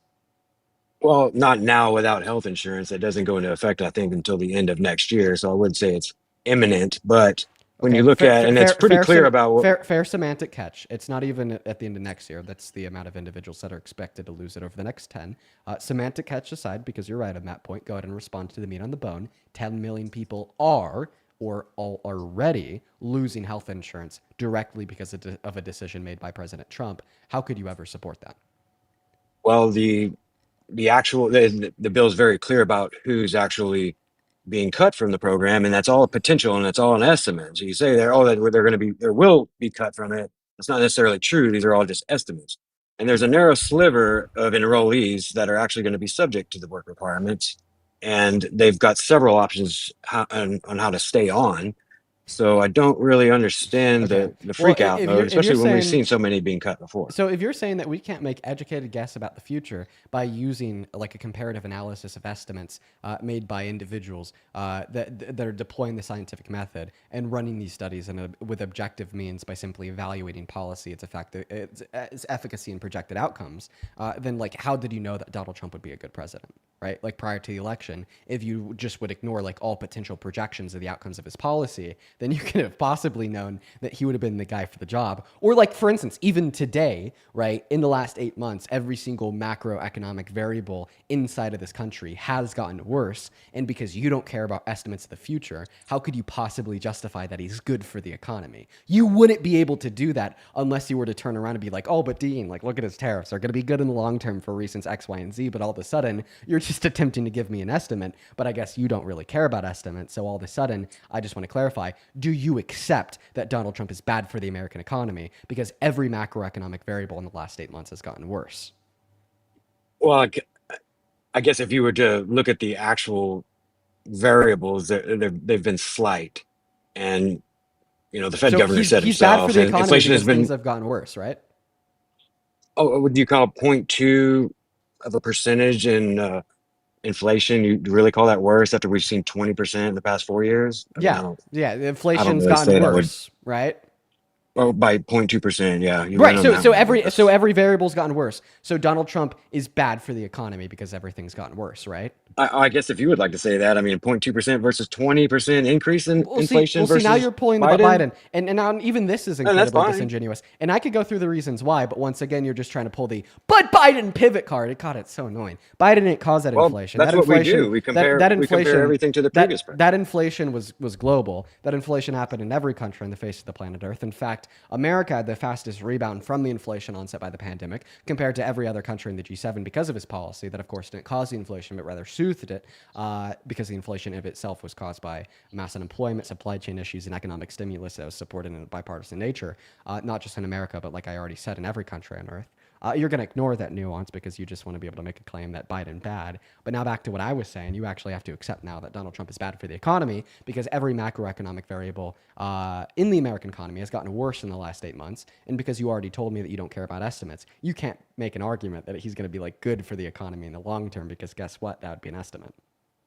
Well, I think it's glaringly obvious to the American people what these economic indicators have shown, and we've all seen pretty bad economic crises in the past couple of years. So to see a 0.2 tick up in inflation is just not a big deal to us considering what we've been through. Is what I'm saying. Would you say having like individual like consumer confidence in economic performance at a low since the crisis of 2007 through 2009 is a big deal? Would you say seeing the first dip in years in investment into American manufacturing after a boom under the Biden-Harris administration is a big deal? Would you say our GDP going down in the first quarter of this year and then in the second quarter, 52% of S&P 500 companies reporting lower profit margins than they did in Q1, where we only saw negative growth, is a big deal when no other country in the world reported GDP decline? Would you say those things are a big deal? I thought the GDP growth had increased in the first quarter, if I'm not mistaken. No, you're wrong. According to the Atlanta Federal Reserve, it went down by 0.3%. I'll have to give you that one. I don't have the number in front of me. I do. In front of me in my head. Oh, that's great. So, Well, that's cool. yeah. So would you say those things are a big deal? Do you care about investment into American manufacturing? Is that a big deal that it's gone down? Oh, so you can spend a couple $1 trillion to boost manufacturing and then pat yourself on the back for it? That's cool, I guess, huh? Oh, I forgot to inform you that I'm actually talking about real fixed private investment. So it accounts for inflation and it's specifically private, not government subsidies. Bad response. Try again.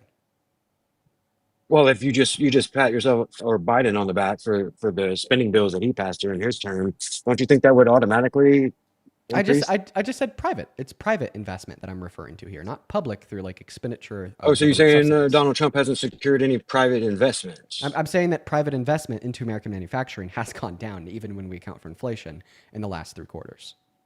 Okay, but has there not been any announcements of quite a bit of private investment into Oh, the US? are you going to say like the investment's going to go up in the future? Isn't that an estimation? Right. Isn't that a projection? I thought that you don't. Well, I no- thought that well, you no, don't when- trust estimates. I thought that you don't trust projections. You were when telling me companies when announce when I was it- when talking about. companies announce- You're telling me when I was talking about like healthcare and whatnot. Like, oh, this is just like something that might happen in the future, right? We don't know Well, this an for announcement sure. from a company is quite a bit different than a guess of what might happen in the future, don't you think? Oh, I mean, aren't you just guessing that that the agreement's not going to change? Aren't you just guessing that they're not going to pull out? Aren't you like just guessing that these companies are going to pull through on their words? I mean, shit, like we have a track record to prove that they don't. Apple announced a $400 billion investment when Biden was inaugurated, never made it. Apple announced a $550 billion investment when Trump was inaugurated in 2017, never made it, right? Like obviously, right, the word of these companies doesn't really mean much, right? So it seems Well, when like you're you're just talking going to be about- when giving you're me an talking about 9 estimate months. predicated off of like the word of these companies, right? Which companies, by the way, who the hell knows?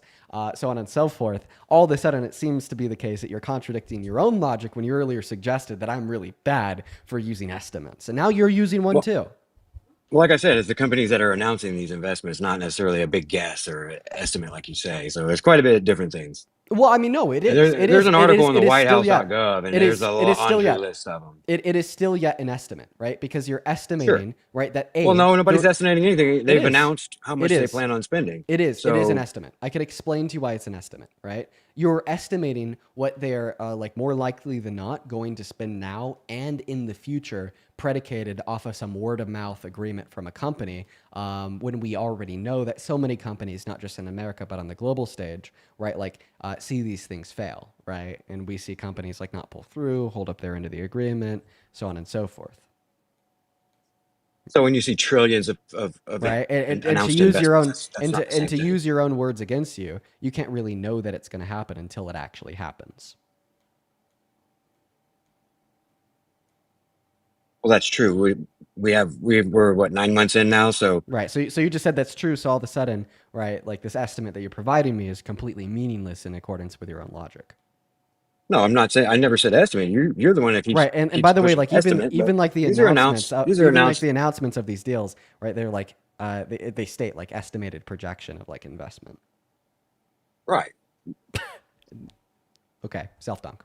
They're still announcing their investment, though. I mean, let's be You, real. you just agreed that they're announcing an estimated projection. I thought that you don't trust estimated Well, I projections. guess they can estimate the amount of money that they're going to spend, but announcing Right. that they're going to spend X amount Estimate. of So it's dollars. an estimate, right? If they're That was estimating, that then was it's a an estimate. roundabout way to get Wait, to you say just the said it. estimate. You just Good said it job, man. yourself. If they're Good job, estimating, man. then it's an estimate. Good job, man. Thank you. Way to take a windy little road to get to the word you wanted. Yeah, that was a Good little job, bit of a man. winding little road, but I still got to my conclusion. All of a sudden, you're giving me an estimate when 10 minutes ago you said you don't trust those. Loser. Come on now. I mean, you lagged out there. All I heard was, come on now.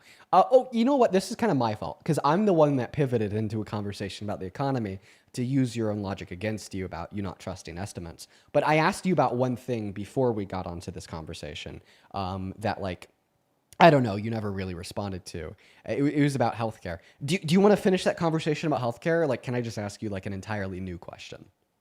Oh yeah, we can go back to healthcare if you want. Yeah, for sure. Why the hell do you support the Trump administration kicking 10 million low-income Americans off of Medicaid when we already have 40 through 60,000 people that die every year because of a lack of access to health insurance? Well, like I said, if you look into the bill, it has a very narrow group of individuals that would possibly potentially be removed from the program, and there's able-bodied working age Yeah. individuals that have Sure. no kids. Hmm. So Well, actually, that's when you kids think under 15, but I mean, yeah. right, I disagree with so a work requirement. I don't think that there should be work requirements on essential social programs that keep people alive, extend their life, extend their life expectancy, and make society as a whole better off. You know, like for example, do you think that there should be a work requirement in order to like drive on public roadways or call the cops? a work requirement to drive on public roadways. That's interesting. Well, I mean, public roadways are funded by taxpayers, right? Right.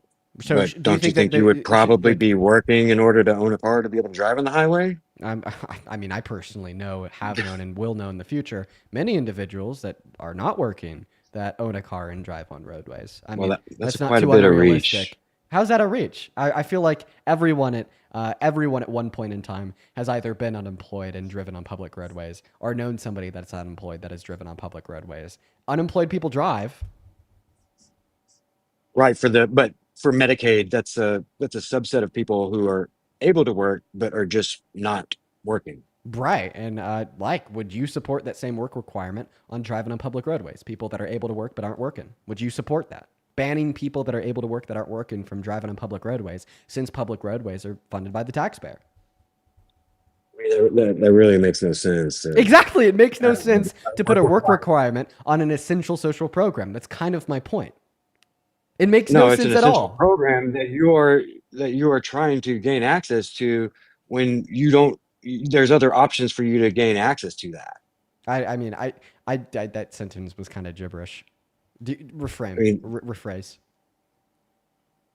that's just a reach to try to apply a work requirement to roads, It's of not a course. reach at all. Just Because like Medicaid, public roadways are funded for by the taxpayer. What's the difference? okay, by that Tell same me, logic, you could tell me, say, well, logically by that speaking, same tell logic, me, you could logically say, speaking, what is the difference illegal between immigrants can't placing, use our roads. tell me, logically speaking, what is the difference between placing a work requirement on something like Medicaid or like placing a work requirement on something like public roadways, placing a work requirement on calling like firefighters, or placing a work requirement on calling the cops? Well, on the outset, it's absolutely impossible to enforce that. So that's how are you supposed to enforce that? The same way that you enforce people driving, You put a speeding, little checkpoint or right on like the on driving with ramps to all the expired tags. highways, or what? Like maybe all of a sudden, you have to like go on like to dmv.gov and update, like every time you're employed or not employed, or maybe we launch the new government agency of enforcing our laws on public roadways, and they Maybe if like you put like actively little like keep checkpoints on track the of on like ramps of of every like highway, who's that would be employed and who's effective. unemployed. I actually think that there That would could be be a effective. realistic way to enforce it, just like we enforce other driving laws and ensure that people that are on public roadways aren't driving on expired tags. All right. So given that there would be, right, a feasible way to enforce it, would you support banning people or restricting them, legally speaking, from driving on public roadways, given that they're able to work and they're not working? No, Okay. Why not? I mean, I agree with you, but I'm going to use this to make a counter argument. Like, what are like the specific reasons why you wouldn't support a work requirement on driving on public roadways? Would we agree maybe that reason is because driving on public roadways is kind of like an essential? Well, other than the fact that it's absolutely not enforceable, regardless of some roundabout way that you could possibly try, So it's just not I said like if enforceable. there was like a And it has feasibly zero realistic to way of do. I It said has even zero if, to do with listen, I said if there was a healthcare or feasibly anything. realistic way of enforcing it, then would you support it? And you said no. So your response there can't be because it's not realistic to enforce. Well, Given just the because if then you conditional was if it consider was feasible roadways and being realistic to enforce. just because you consider roadways being essential to travel and trying to equate that to healthcare, being on a publicly funded healthcare program, and it just doesn't really match up. Well, you're not answering my question. You're just saying that it doesn't match up without answering my question. That question being, can you articulate the clear reasons why you wouldn't support a work requirement on driving on public roadways? Can we agree it's because allowing like anybody and everybody to drive on public roadways is kind of like an essential for them and all like makes society as a whole better off? Well, certainly, I mean, it's an essential, I guess, is what you would call it, but you can't equate that to the Medicaid program. It's Oh, not actually, I essential to can everybody. because now you've No. agreed. Now that you've agreed that driving on public roadways is an essential because of how much it can benefit the quality of the life of the people that do drive on the public roadways. Well, I mean, shit. Do I really need to sit down and give an argument for how much free healthcare can benefit the quality of life of a average low-income American? But Medicaid's not available to every single American, so it doesn't equate to the same thing as the roadways, Oh, so you're saying it would equate to right? roadways if we did make Medicaid available to every American. So now all of a sudden you support universal health care for the same reasons you support universal access to public roadways. Oh, I Self-done, didn't say sir. that. It's not available to everybody, and it shouldn't be available to everybody. Oh, wait. How could Considering you it's a free possibly service. argue? How could you possibly argue that it shouldn't be available to everybody and we shouldn't have universal health care, given the fact that you just said that driving on public roadways would be identical, right, to universal health care? And because Medicaid is not universal health care, right? I don't have an Well, you argument. said that. I didn't say that. You did. You're You equating did. You two. said that you You're can't equating equate. two You said that you can't astronomically equate. different things. Yes. No. This isn't an Two equivocation at all. astronomically different things. Okay, if this is an equivocation, then you're the one that made it because you're the one that told me that I cannot compare Medicaid to driving on public roadways because Medicaid isn't available to everybody. The implication there is that if Medicaid was available to everybody, then you would be able to equivocate these two things. And if you can't track like the very simple logic to understand how your own statement made that implication, well then I just simply revisiting the things that you say before you say them. And Well, there's just to so many think a little bit different more things. before you There's so many speak. reasons why you can't equivocate it, because paving a road, has an X amount of dollars, and it's not a continuous payment over years over It years. is. So you build one road It and is. it's there. No, So it not doesn't true. have an annual cost It other than, does. slight repairs or anything. So Maintenance. your Maintenance. your comparison's absurd on its No, face. no. Anyway, What but you just I'm said is wrong. entertaining you. What you just said is wrong. It's not build a road then leave it.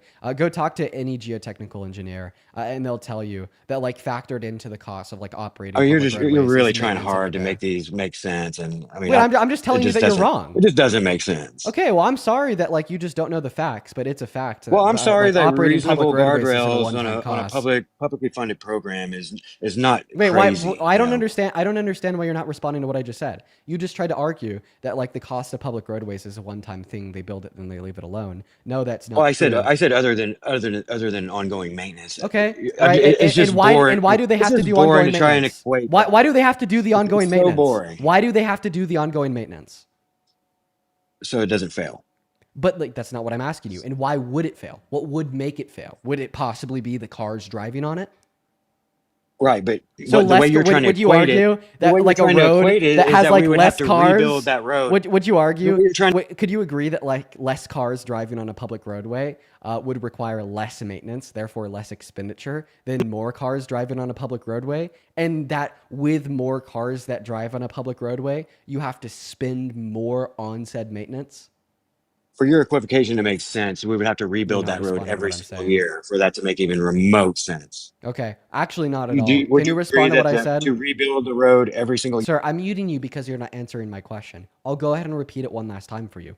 Can you agree that the maintenance cost of a public roadway only increases the more cars that you have drive on it? Because when you have more cars driving on a public roadway, they do more damage to the road.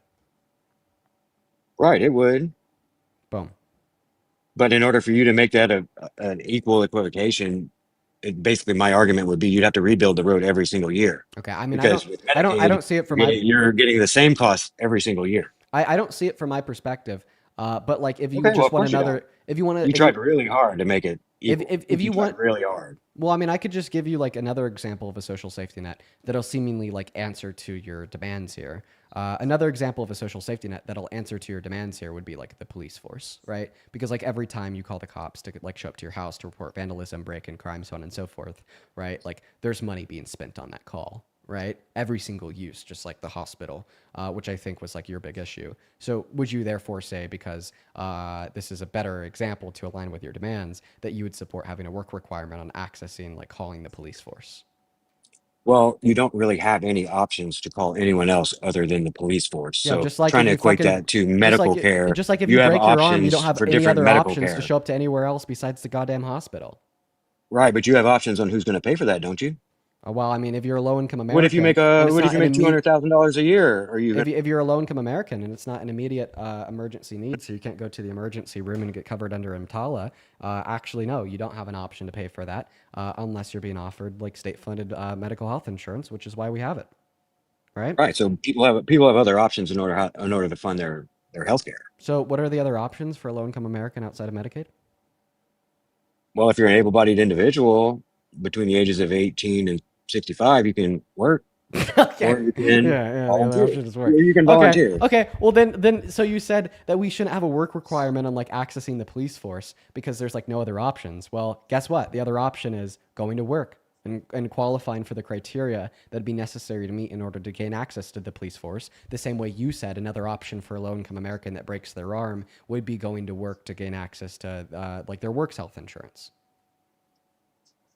No one on this earth even argues the fact that essential public services have anything to do with gaining government-funded health care. What a joke, dude. Wait, Come on. you don't think Come that on. healthcare is essential?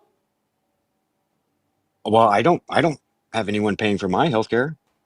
Wait, It's can I not just get a essential for yes the or no? government to pay for my health care. Can I just get a yes or no? Is healthcare essential? Yes or no? Of course, but who pays Boom! it is a Dude, different story. you can't make this shit up. Okay, so your new argument is, hey, listen, if the reason why I think we shouldn't have a work requirement on calling the cops is because the cops are essential, which would imply that if Medicaid healthcare was essential for low-income Americans, then you would support not having a work requirement on it either. And then you just agreed that healthcare is essential.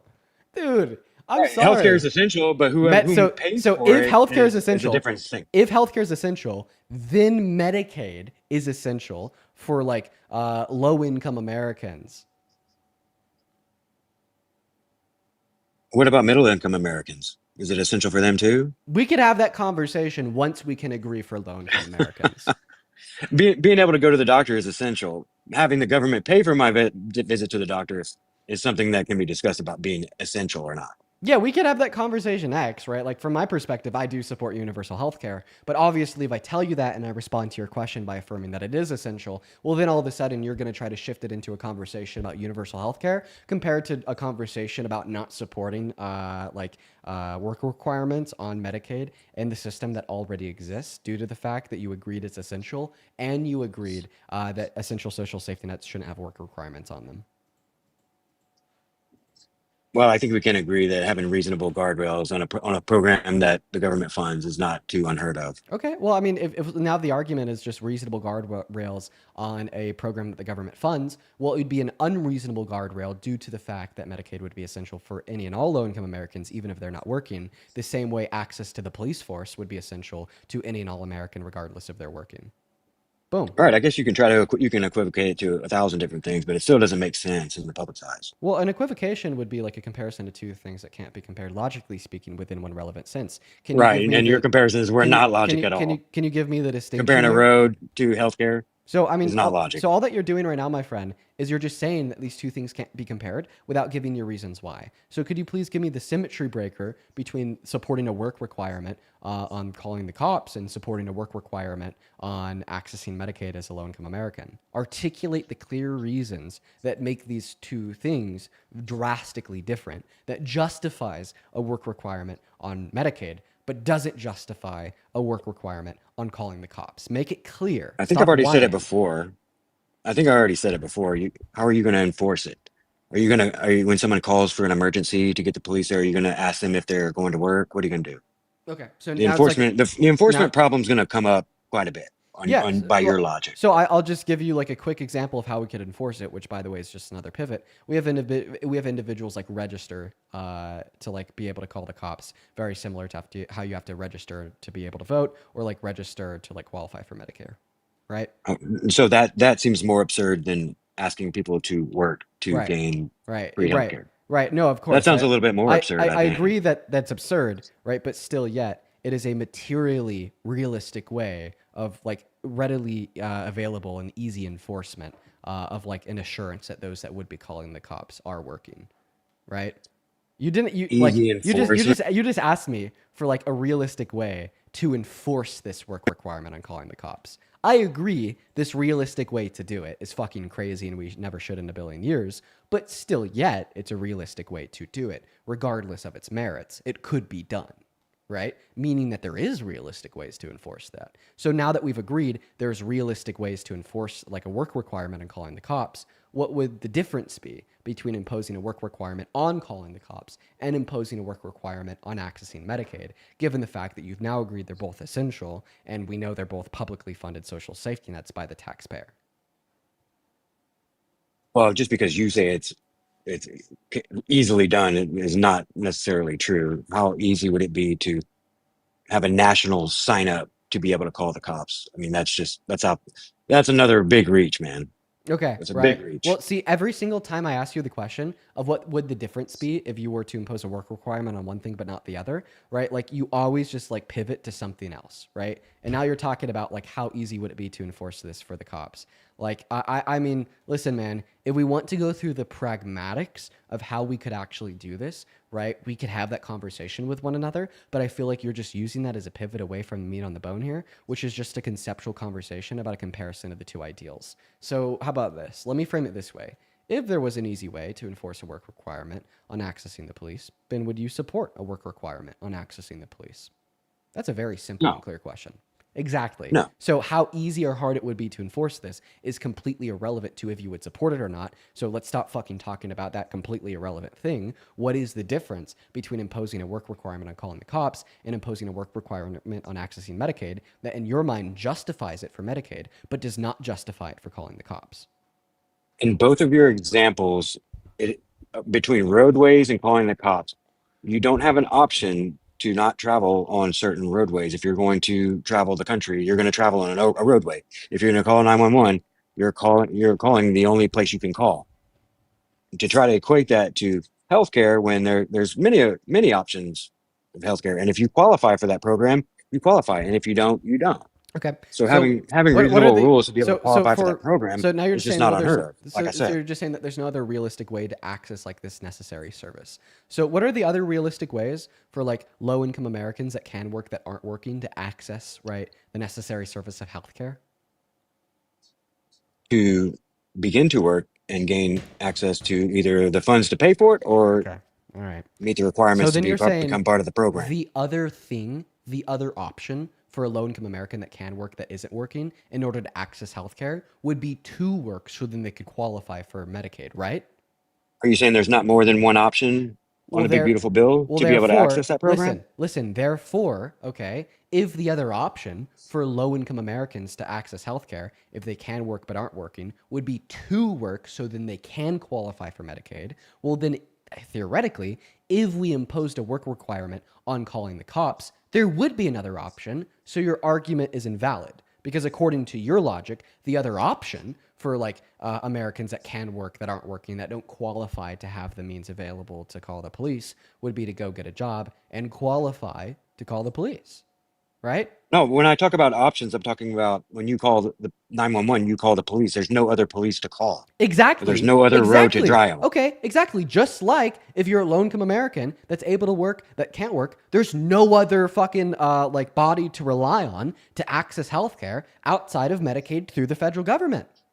Oh, so Medicaid's the only body to rely on for health insurance? Is that what you're saying? Yeah, for low-income Americans that can work that aren't working, where the hell else are they supposed to go? Well, you can volunteer. There's several options to be able to qualify for that option. There's Exactly. other And now options. it's about like other options to qualify, right? Another option to qualify for being Right, able to you're call the conflating the cops, two. if I'm talking calling the about cops had a options work to qualify. requirement on it, right, would be to go out and work. So therefore, dude, how can you not see that? Listen. Okay. Is like everybody else that is like in here, are you guys like understanding what I'm saying, right? Because like I feel like I'm making it clear. This guy is saying that the difference between the imposition of a work requirement on Medicaid and the imposition of a work requirement on calling the police is that, well, if we did impose a work requirement on calling the police, then we would leave those that don't meet the work requirement with no other option, right? Right? And then my response is the same way we would be leaving like low income Americans that can work that aren't working with no other option to access health insurance. Okay. And then the guest responds to that by saying, well, there is another option for the low income Americans that can work that aren't working to access health insurance. And that would be for them to turn around and start working so they could qualify for health insurance. Okay. The same way, right? If there's a work requirement on calling the cops, you could turn around and work to meet the qualifications to be able to call the cops. But when I told him that, his immediate response was, that's not what I mean by other options. What I mean by other options isn't other ways you could qualify to access these benefits, but literally just other ways you could access the benefits without changing anything material like your employment status. All right. Well, is there like any other way you could access the benefit of health insurance as a low-income American that can work, that isn't working, without any material change in your employment, volunteering, so on and so forth? Let me say this a little bit slower. This is not So answering the when you go question. to This drive is on a hard. road, This is hard. okay. This is Well, I mean, hard. I know it's hard for you to understand, Dean. I You're know, not answering but my I'm gonna question, dude. let me. No, You no, I obviously want an didn't answer to understand my what I question. said. I want an answer to my question right now.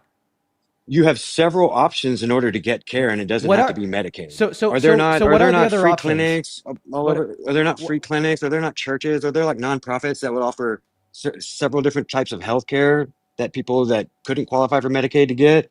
Those are What? several different options. Yeah, I don't I When don't I I don't mentioned I don't think roads that and these police, I options meant I don't you think don't that these have any options are readily options on available. you don't have an alternate police department that you can call, Eh, and you don't I'm have an sorry. alternate road that I you don't can think that travel these other on. options are readily available. No, this is like saying, couldn't you just like ask a church to like carpool you to Well, you're trying really, carpool you really to wherever you need to hard. go, You're right? trying to really, But really like hard to conflate obviously, these other services yeah, could you to please give me this. like So another I have to try option? really, really Could hard you please in give me order another to option outside of show Medicaid the that would be like readily available to the 55 million low income Americans?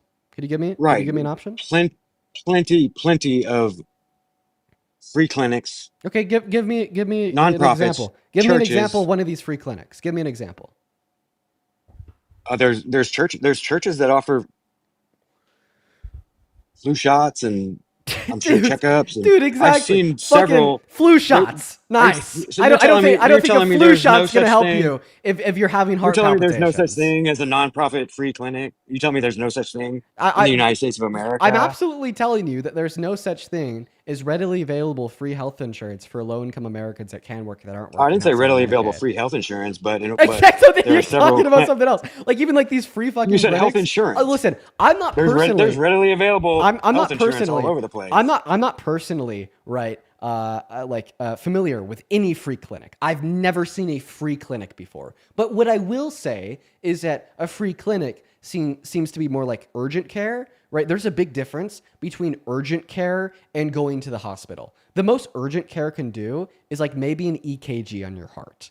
Like seriously, they Oh, so can't now we're getting stitch. into the semantics on what the clinic can provide, what services the clinic can provide. Actually, yes, right? Because Since I've I met the myself, requirement of what you no, said, it's not meeting the. now we've got to It's take it a not. step further It's and not meeting judge the them on requirement. the services they provide.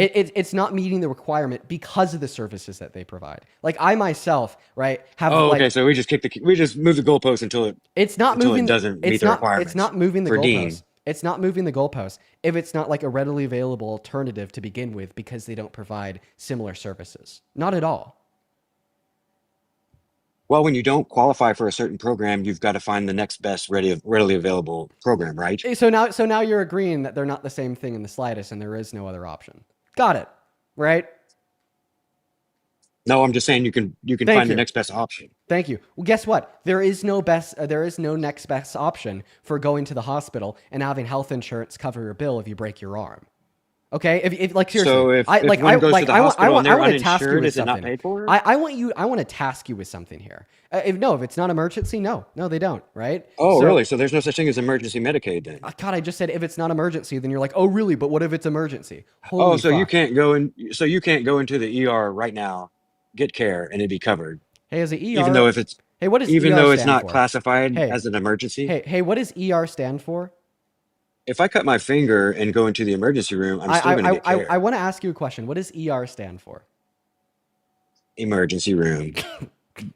Just because the name of the building doesn't match you. the Thank you. the height of the injury Oh. doesn't mean it doesn't count. No, if it's not an emergency, they'll just refer you to a primary physician.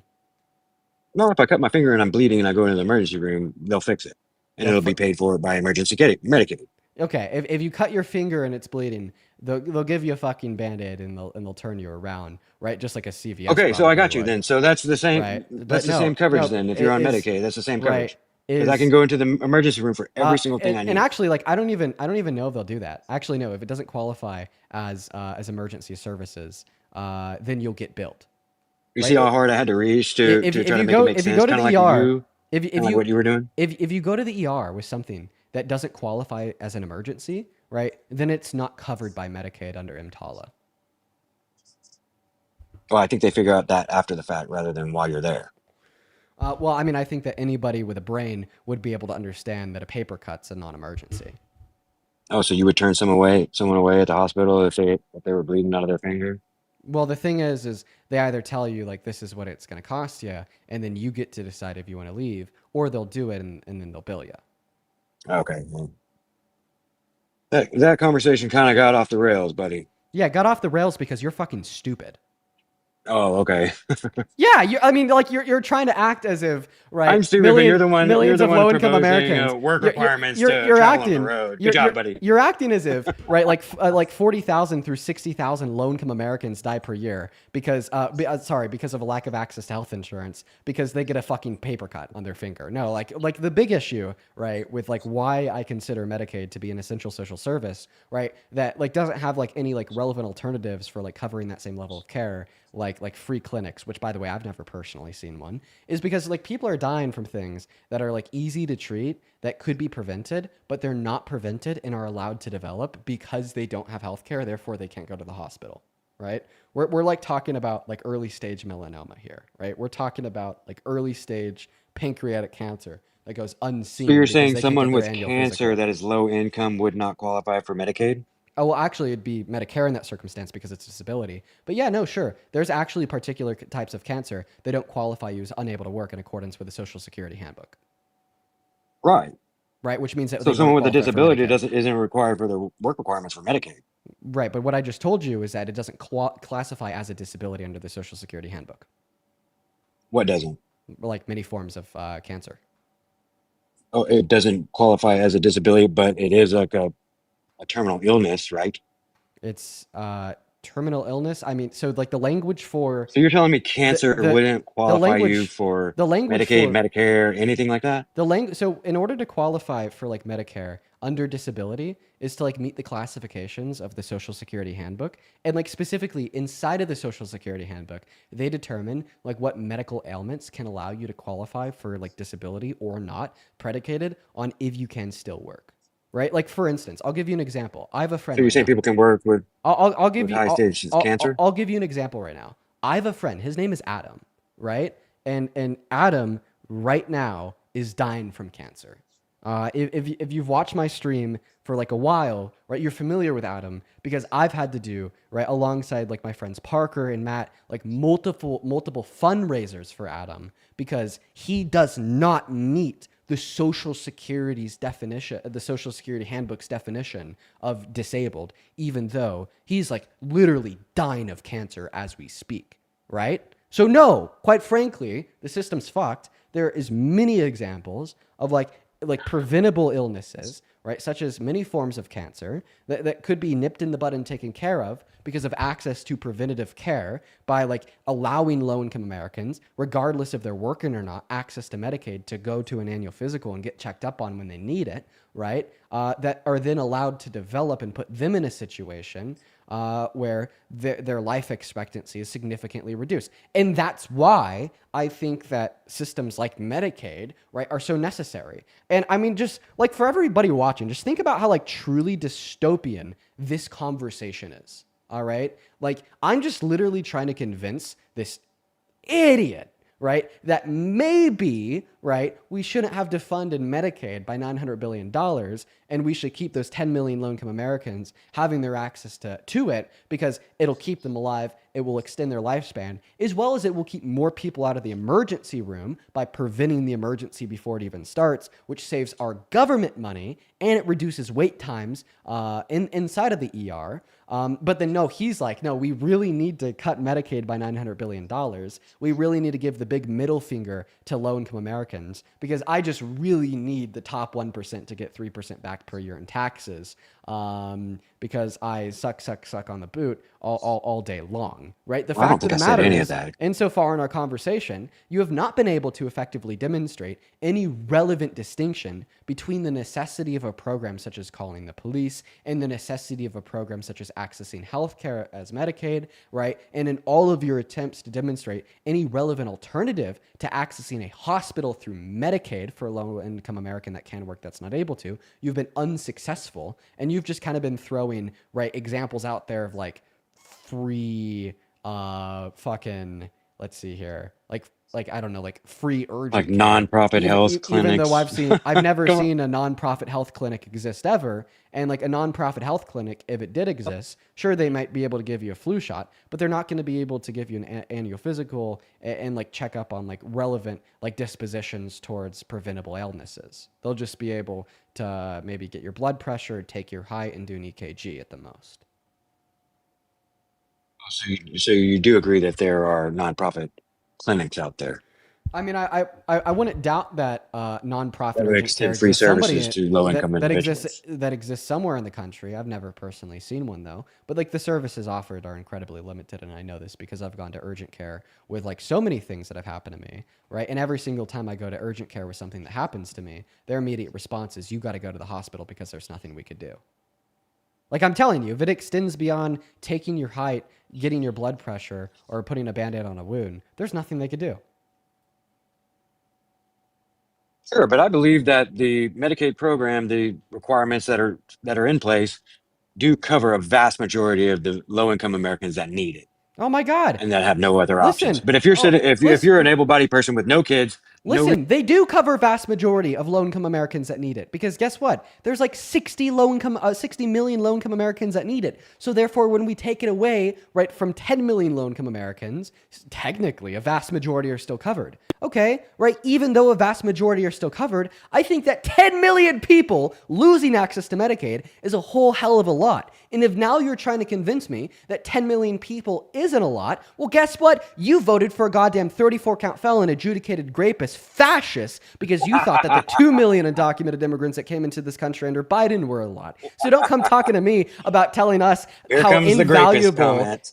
how invaluable the lives of 10 million low-income Americans are. You absolute POS. well, it wasn't valuable a couple years ago when 20 million dropped off. So I thought that I already explained that to you. it's kind of hard to scream Listen, about that. you're not up here to seek truth. You're not up here to be productive. I already explained that one to you, old man. I'll go ahead and explain it to you again since I understand you forgot, right? The fact of the matter is, right, that's because the extension to postpone people no longer qualifying for Medicaid, during the pandemic was ended because the pandemic was over, and a lot of people were therefore ineligible for Medicaid after that because they no longer met the maximum income eligibility, right? From like 2020 until 2023. Oh, the income right? threshold changed? No, the income I don't threshold recall didn't that. change. The individual income of the individuals on it changed from 2020 when they signed the law into effect that prevented individuals from losing service until 2023 when they repealed it after the pandemic was over, right? At that point when they repealed it, there was millions of people on Medicare, right, that had an income above the minimum income because they either got a better job or started to work more from 2020 until 2023. So then of course Okay, so they then we naturally agree no then longer because qualified for so when services. So when the 10 million individuals over 10 years no longer qualify for the rules that require them to be on the Medicaid program, then you have no problem because they no longer qualify for the program. So Well, why are one we arguing about that? Well, one is changing the rules and reducing the amount of people that do qualify via the imposition of an unfair work requirement on a necessary social service net. And the other isn't changing the rules and is just simply lifting a bar that prevented individuals from disqualifying for it, even if they no longer met the eligibility requirements that existed before. I'm happy that So I the could rules educate you. for Medicaid hasn't changed. Is that what you're saying? Yeah, from like 2020 until 2023, the like Right. requirement rules So for to be on the Medicaid didn't Medicaid program, change. the rules haven't the requirements haven't changed From at all 2020 over until the years. 2023, there was no like federal change in like the rules of requirement that No, like I'm talking forced about 20 in million people history. off. They've always been the same in history. There's never been updates to Okay, well, identify I don't know. I don't ways understand. where it So could now be you're more trying to shift efficient. the goalposts further because we're talking about I'm 2020 not shifting the until goalpost. I'm not. 2023. Yes, I'm just trying to figure yes. out the outrage. You're shifting the goalposts, right? The reason you're shifting the goalposts is because you just try to compare the 10 million people losing service under Trump to apparently the 20 million people, which by the way, you haven't been able to give me a source on, that apparently, according to you, lost service under Biden, when in all reality, that's just because they lifted the bar preventing individuals from losing access to service, even if they no longer met eligibility requirements, right? Can you respond to that Source is without shifting the CMS. goalposts? The source is CMS. They're looking at the total numbers of enrollees over the years. It's right there. I'm just trying to figure out the outrage. If 20 million people can Oh my drop God. off, nobody Dude, cared. can you But respond to, dude, 10 million people over hey, 10 hey, years is a hey, big deal. hey, I just explained this to you. What did I just say? I want you to repeat the words that just came out of my mouth. If every action caused people to drop off the program, why were you Then not outraged by the Biden? I literally want you to repeat the last words that came out of my mouth. Do it. I wasn't listening. Of course you weren't listening. Why weren't you listening? Is it maybe because you're not here for productive dialogue and you're just here to Oh, talk shit? sure. No, I'm here to Okay. talk productive. So if you're here for productive dialogue, then why didn't you listen to this I'm one just thing trying to that I figure repeated five out. times? We have the same thing happening. Listen. If you're First thing here, happened no, way listen. worse. If you're here for productive dialogue, why didn't you listen to me the first 5 times? Well, I've been listening to you this whole time. Okay, but you just told me you weren't listening. So which one is it? Well, this last time. Oh, but you were listening the first 4 times I repeated it. So go ahead and tell me what I said, because like I said, I repeated it for the 5th time. Oh, well, you just keep trying to explain why it's not the same, and it's Okay. exactly the same. So what was my explanation insofar as why it's not the same? Because you're saying that they removed the freeze and they no longer qualify to the not the work requirements, the income requirements, and you give a roundabout explanation for it. So what But was what this? I'm not so saying so I'm what not was my I'm not what was my quote arguing unquote why. roundabout explanation? Well, what I'm trying to get directly to the point of No. is I'm a being certain serious. action was required to drop I'm people being, from the program. I'm actually being A serious. certain action had to happen You're not for these answering my people to question. drop off the I'm program. actually being serious. What was my explanation insofar as why it's different? I'm like being dead ass. Like, what was my explanation insofar as why it is different that I repeated 5 times? Okay? Like, literally, what was I my just told you. explanation? No, you didn't. I just told you. You just said roundabout explanation. You labeled it a No. roundabout, but you didn't explain what it actually was. I want you to explain what it actually was. I told you that you said that they removed the freeze that that caused people that were possibly outside of the qualification range of the Medicaid program, which then caused them to drop off the program. Okay, I'll re-explain it for the Right? 6th and final time. I want you to listen incredibly close this time, okay? So the reason these two things are different, right, is because when people lost Medicaid under the Biden-Harris administration, they weren't doing so because the Biden-Harris administration changed and reduced the eligibility requirements to include less low-income Americans, right? Like Trump is today, which I think is incredibly evil and incredibly regressive. The reason why individuals lost Medicaid is because they just no longer qualify for it. I mean, if you want to consider that into like losing Medicaid, well, then people lose Medicaid every single day in this country, right? Because guess what? They no longer, right, make below the certain threshold legislated on by their state nor the federal government, as they're now making more, as they have gotten a job that pays them more, or they're working more hours. All I'm trying to say is that an action had to be taken. So they could have just left it in there and let. Okay, right? So can you respond to that explanation? If you can't respond to that explanation, I'm going to kick you. right? They What just made more money. do I need to They no longer respond to an qualified for it. explanation? Do I Yes. need to respond? What do I need to respond Because about? obviously people losing Medicaid because they're just making more money now and they no longer qualify under the eligibility requirements that were left unchanged is significantly different than Donald Trump Oh, maybe because they went to changing work? the Maybe because they got a job? eligibility requirements by enforcing like a work requirement for all low income Americans. Like those are just like two, right, conceptually distinct and different ideas, right? Because one is harmful to low income Americans, right? And like one isn't really changing anything to do with who qualifies as a low income American. It is just simply kicking people off who are no longer low income Americans in accordance with their guidelines. Well, just because you disagree with the actions that caused it doesn't mean that it still didn't happen. Okay, right? I'm not saying that it didn't happen, but I'm saying I don't really care that it happened, right? Because Isn't it was the argument expected to for 10 happen. million people And dropping why off? it happened is because people just started making more money. So then they no longer needed that service, right? Like I think that these two things are completely different. Like it was natural, normal, and expected, right, to think that a freeze that was implemented because of the pandemic on Medicaid disenrollments would stop when the pandemic stopped. So why is everybody appalled with the expanded tax credit subsidies are expiring and they won't renew them? Because they were enacted during the pandemic Okay, like which and it's no ones? longer here. The expanded tax credit subsidy, the ACA. Okay, talking about the ACA. So I have a question. Was Obama president during the pandemic? Thank you. We're gonna go ahead and move on to the next guest. Just because that guy wasn't listening to a damn word that I was saying. Go ahead and hop inside of that queue if you happen to be a Trump supporter. We'll happily get you loaded up into the box. What just a totally like disingenuous caller. Hey, welcome in. Do you support Trump? All right, they're not here. Go ahead and hop inside of that queue if you happen to be MAGA. We'll happily get you loaded up into the stream. All right, we're gonna go to move on to Eleanor. Here we go. Oh boy, what a dense old man. You know, I feel like sometimes, honestly, like I'm just like trying to explain these concepts. I'm trying to have a good dialogue, right? And like they're just not here for it at all. And like when they kind of hit that point of just like shutting down because they don't know what to say, because if they say anything, then they're gonna have to conform to reality and reject MAGA and reject Trump. They just don't do it, and then they just repeat themselves 10 times like that. Like actually, like chat, how many times did he repeat himself? Well, so many people lost service under Biden. Why are you outraged about that too? And then I'm like, well, it's because the reason they lost service is because they made more money and they no longer qualified for Medicaid. And the reason they all dropped off at once is because of pandemic era policy to limit, right, anybody from disqualifying for Medicaid, right? And then he'd just be like, well, why aren't you outraged by it? Unreal. Go ahead and hop in that queue once again if you're an American adult. We are struggling here tonight, folks. We are struggling here tonight, folks. Angel, thank you so much for the $10 over on Venmo. Angel says, I'm a U.S. Marine veteran and my mom was deported while I was on active duty. I sent you a message on TikTok. Best wishes to you. Okay, Angel, I'll have to check that out. I actually remember you sending me a Venmo about this a while back. I'm really, once again, sorry to hear that happened to you, man. That just, like, seriously super terrible. All the prayers in the world to both you, your family, and your mother.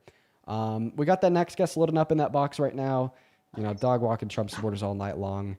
Already feeling a little bit defeated because of just how terrible that last guest was.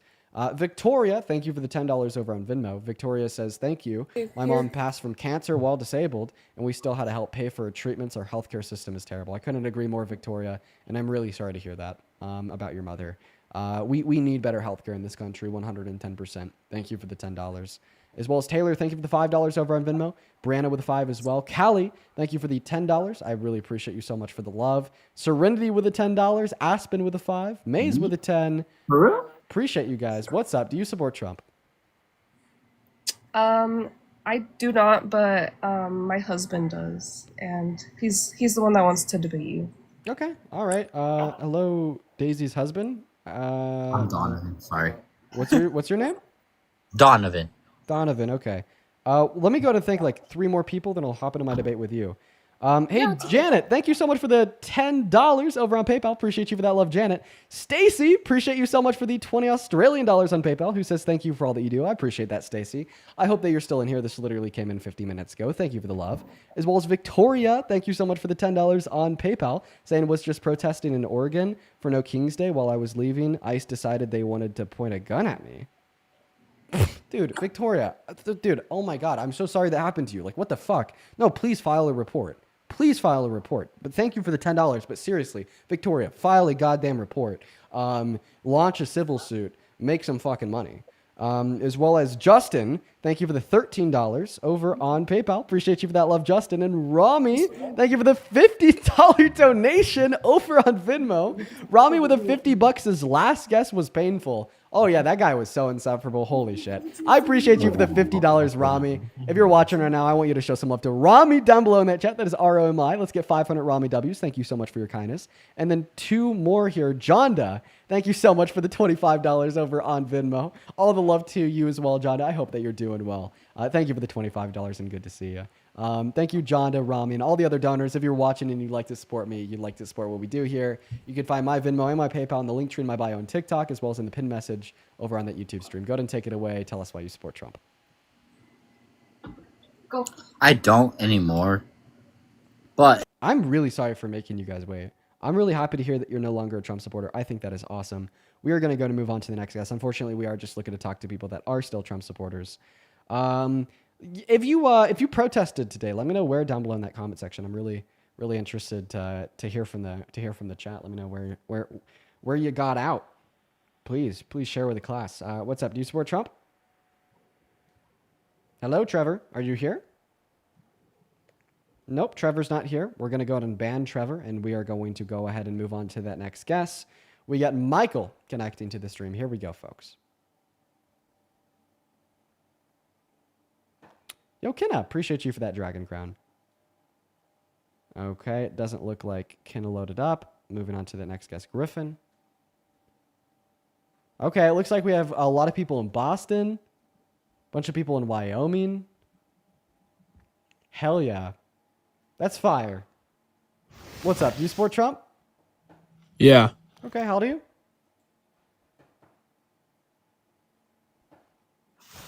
How old are you, Griffin? Griffin, I can't hear you when you leave the TikTok app. Can you come back, please? I support Trump. Okay. How old are you? Oh, 25. All right. Tell us why you support the worst president of your 25 years of life. He left. Bruh. Dude.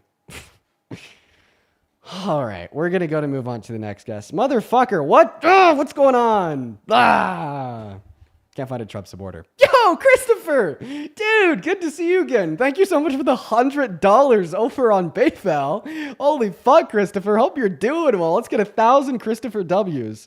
And Christopher attached the same message here that he's attached to a handful of his last donations. Let's go ahead and read through it together. I fucking love this Christopher guy.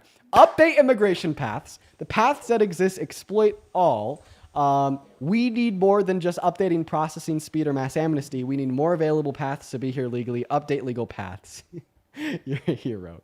Christopher, I'm going to say this with my chest. I legitimately think that you are a hero because you are so fucking dead set on achieving this goal. It is admirable. I'm being so dead serious, Christopher. It is incredibly admirable. I think a lot of us could take some inspiration away from you and just how fucking convicted you are and dead set you are on achieving what you believe in because it is better for the country and better for the world. You're awesome. What's going on, Flight? Do you support Trump? Flight's not here. Maya, hello. I'm going to go ahead and send you an invite to unmute. Are you MAGA? Yeah, Okay, how old are you? 18, What year were you born in? 2007. All right, we'll hop into the debate. Let me thank 2 more people before we do. Sydney, thank you for the $50 over at Venmo. Let's get 500 Sydney W's down below in that chat. Thank you for your kindness. All the love to you. Sydney with the $500 says, sorry for your struggle with the guests on this stream. I led my local No King's Day protest today. Dude, good shit for you, Sydney. That is awesome to hear. Sydney also says, thank you for inspiring me to get more into activism and fighting the good fight. I appreciate you. I appreciate you too. Thank you for doing your patriotic duty and even organizing an event. You're fucking awesome. Show some love to Sydney. As well as Mallory. Show some love to Mallory for the 14 Canadian dollars on PayPal, who says, Dean, what's your opinion on furries? Well, I don't know. My opinion is it's never something I could really see myself doing. But who am I to say it's not what other people should be doing? You know? It's kind of something that I never do, but of course, if that's your interest, I respect it, right? It's obviously not harmful to anyone. Go ahead and take it away, Maya. Tell us why you support Trump. Well, I honestly just came up here because I had a question. Okay. You don't want to debate about why you support Trump?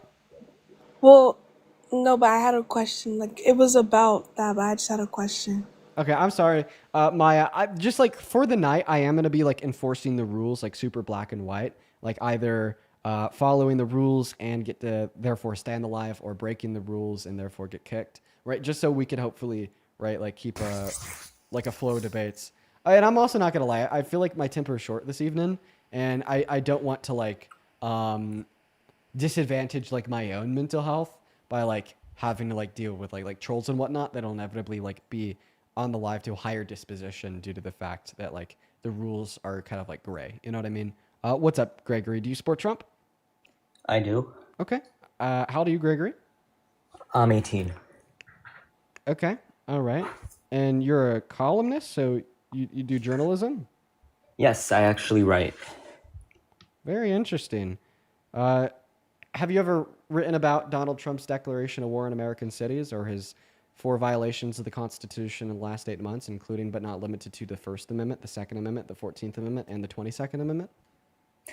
Uh, so have I written? Can you give me a specific event so I could say if I have or haven't written about that? Because what you referenced is a ideology and not a specific event. But I could tell you that have I written about Donald Trump's deployment of the National Guard to different cities in the United States? Yes, I have. Well, I mean, like for instance, like you're conservative, right? Like conservatives care about the Constitution, like freedoms and liberty, right? Yeah. So when he signed Executive Order number 14160 into law, that illegally infringed on the 14th Amendment by trying to ban birthright citizenship. Can you remind me what Executive Order 14160 was? I was in the middle of it. I got you.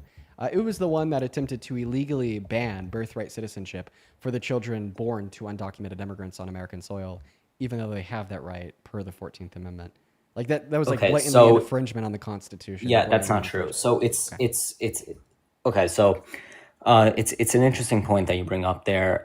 Number one, I was not in favor of that executive order. I was not in favor of Trump declaring it and that's number one. But to say that the 14th Amendment protects birthright citizenship for undocumented immigrants on U.S. soil is also a stretch, because I don't believe it is up to you to decide that. It is up to Congress to decide that, unless the Supreme Court would rule that would rule that the 14th Amendment protects birthright citizenship for undocumented immigrants, which it did not. So they did.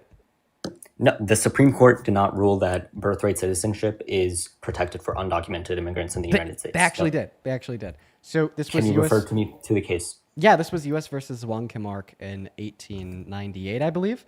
And like most of the No, that was documented immigrants. That was not undocumented immigrants. Well, if you Completely different case. if you're going to interrupt me, I won't be able to finish the point. Sorry, my apologies. Okay. So I understand that Wong Kim Ark, he wasn't an undocumented immigrant. However, right, the ruling did give birthright citizenship to undocumented immigrants on American soil because it gave us a clear definition of what the portion of the 14th Amendment that's typically debated is, and subject to the jurisdiction thereof even means, right? So the Chief Justice of SCOTUS in the U.S. versus Wong Kim Ark case ruled, right, specific guidelines for who doesn't qualify for birthright citizenship. And the Chief Justice, alongside the other SCOTUS judges, gave 3 specific categories of people that do not qualify for birthright citizenship per the 14th Amendment and the first section of it, because they're not subject to the jurisdiction of U.S. law. Those three specific categories were Indigenous Americans, members of militant invading troops from other countries, and foreign diplomats. Now, of course, later Indigenous Americans got birthright citizenship because of federal law, but still yet, undocumented immigrants don't fall under either of those 3 categories, meaning per the U.S. versus Wong Kim Ark ruling, they do have birthright citizenship. And this was actually like indirectly reaffirmed in 1989 in the Plyer v. Doe SCOTUS case, where undocumented immigrants sued the American government for not giving them free preschool, K through 12 education, right? And then SCOTUS inevitably ruled that they actually do get that under the Constitution, particularly because of the Equal Protections Clause of the 14th Amendment, right? You have to like give everybody equal treatment, equal protections. And because our government gives, right, American children a free education, K through 12, well, therefore, because of the equal protections clause, they also have to give it to the children of undocumented immigrants. Why am I bringing this up, right? If it has nothing to do with birthright citizenship, it's because the equal protections clause of the 14th Amendment uses that same language.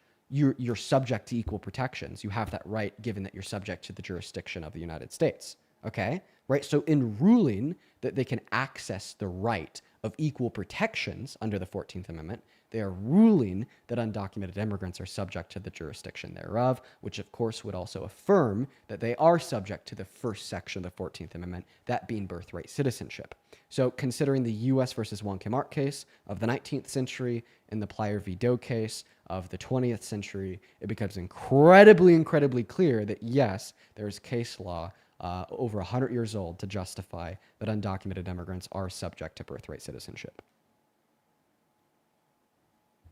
Okay, so well, the case in U.S. versus Wong Kim Ark, just because it specified three different groups that were not subject to not subject to the birthright citizenship clause, does not mean that other groups were not. For example, illegal immigrants necessarily during the I forgot what year, but in the 19th century It does. were not. Sorry. You were wrong.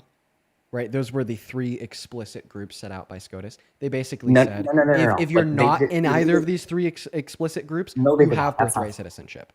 No. They said Yeah. they used them as an example of a groups that would not get birthright citizenship. However, illegal immigrants were not even in existence in the 18th century. There was no such thing as undocumented immigrants. We didn't have an undocumented immigrant process in the United States. So therefore, the SCOTUS cannot rule that they were. Wait. So you think in the legal. 19th century, nobody was in America without any documentation? It was no one was an illegal immigrant in which the U.S. would be deporting them because they had no jurisdiction in the United States. Okay. What do you think that section of the 14th Amendment means? Right? Any person born on American soil and subject to the jurisdiction thereof is a citizen of the United States of America. I take that statement and subject to the jurisdiction thereof mean just being subject to the laws of the state. What do you take it to mean?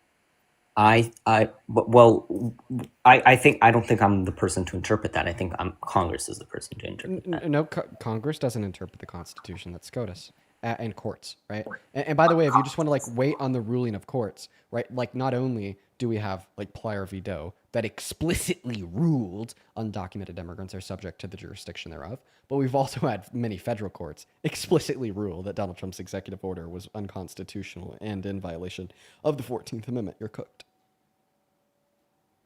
Okay, so SCOTUS once again did not rule. You still haven't shown me a case in which SCOTUS ruled that Donald Trump's or any sort of order that prevented the giving of citizenship to undocumented immigrants. SCOTUS did not rule. that Yeah, unconstitutional. and they don't need to for my point to be proven. Okay, well, if no, of course they have to, because if No. they haven't, yeah. So if something is unconstitutional and SCOTUS didn't rule it as unconstitutional, but you're telling me it's unconstitutional, but as of now it's still constitutional. Unconstitutional things happen all the time that SCOTUS doesn't rule on because they either already have or they just pass it down to some No. federal If circuit court. SCOTUS were to rule something that was unconstitutional, and the executive branch or some power of government were to rule or perform it regardless of the SCOTUS's ruling, then there would be further action taken by the Supreme Court. Not Okay. So if SCOTUS rules something as unconstitutional, then the person continues to do that unconstitutional thing. Sure, like the courts will take action, but this like is completely irrelevant to the debate on if Donald Trump's executive order was unconstitutional. And my incredibly compelling argument that it is unconstitutional because of case law ranging from U.S. versus Wong Kim Ark to SCOTUS case law in U.S. versus Plyer v. Doe in 1989, where they unanimously agreed that yes, undocumented immigrants are subject to the jurisdiction thereof, as well as a common understanding of what the subject to the jurisdiction thereof means, alongside the univocal rulings of federal courts on this specific executive order. My point is clear. My argument is sound. found, and this is the take unanimously of like vast majority of all constitutional scholars. Like, where do you think I get the take from? I get it from them. So don't say the vast majority, because that is false. That is also This, false. could you, And no, demonstrate to me any reason to believe that the vast majority of constitutional scholars believe that undocumented immigrants do not qualify for birthright citizenship under the 14th Amendment. Go ahead and prove that. go ahead and prove that. Yeah. I'm not trying to prove that the vast majority of constitutional lawyers do or do not believe in something. That's a stupid argument. That's proof to me that the vast majority of constitutional scholars believe that. You can't, because there has been no study conducted Yeah, for on sure. Yeah, for sure. I can. And me doing that would be like, because I could only maybe name like 3 constitutional scholars that think undocumented immigrants aren't subject to the jurisdiction of the United States, and they give no clear definition of why they think that, and they're all pretty disgraced, right? So if I could like only like What does really that think of mean? like Wait, can 3 you like name the 3? Can you name constitutional, the if I Can you could name the 3? if I could like really only think of like 3 constitutional scholars that disagree with that notion, right? That's obviously gonna like set the precedent for a very strong inductive case. That like vast majority of them would agree that yes, they do have access to birthright citizenship. Go ahead and unmute.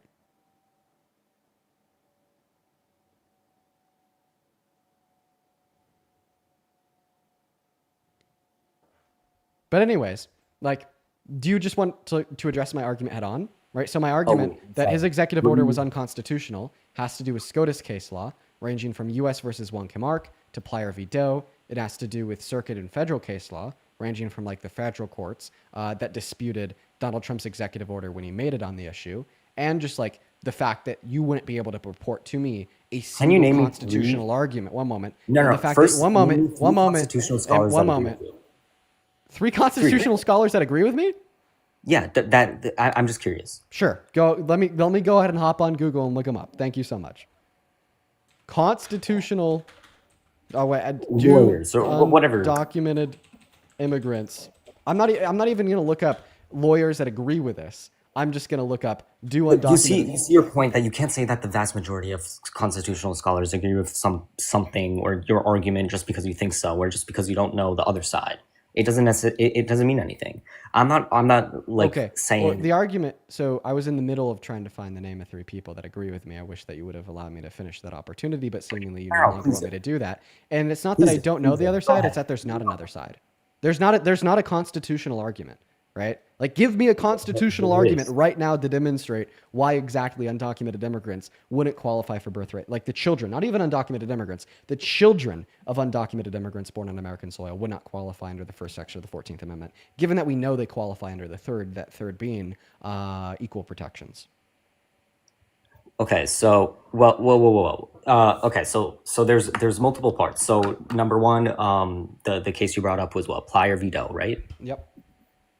In that case, education is different than birthright citizenship, because for citizenship, But the language of the sections of the 14th Amendment both use that and subject to the jurisdiction thereof. what do you mean? Well, like you only get that protection if you're subject to the jurisdiction thereof, the same way that you only get like birthright citizenship if you're subject to the jurisdiction thereof.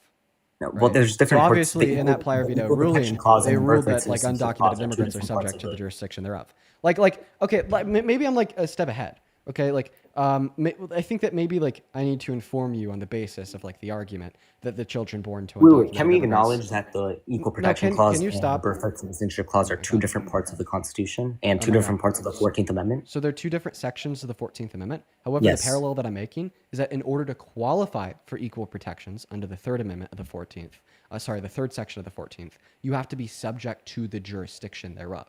That's what the language of the section says, right? And it is that same language that exists in the first section of the 14th Amendment, that's birthright citizenship, right? That conservatives such as yourself like to hinge on in attempting to argue that undocumented immigrants and their children born on American soil are not subject to birthright citizenship.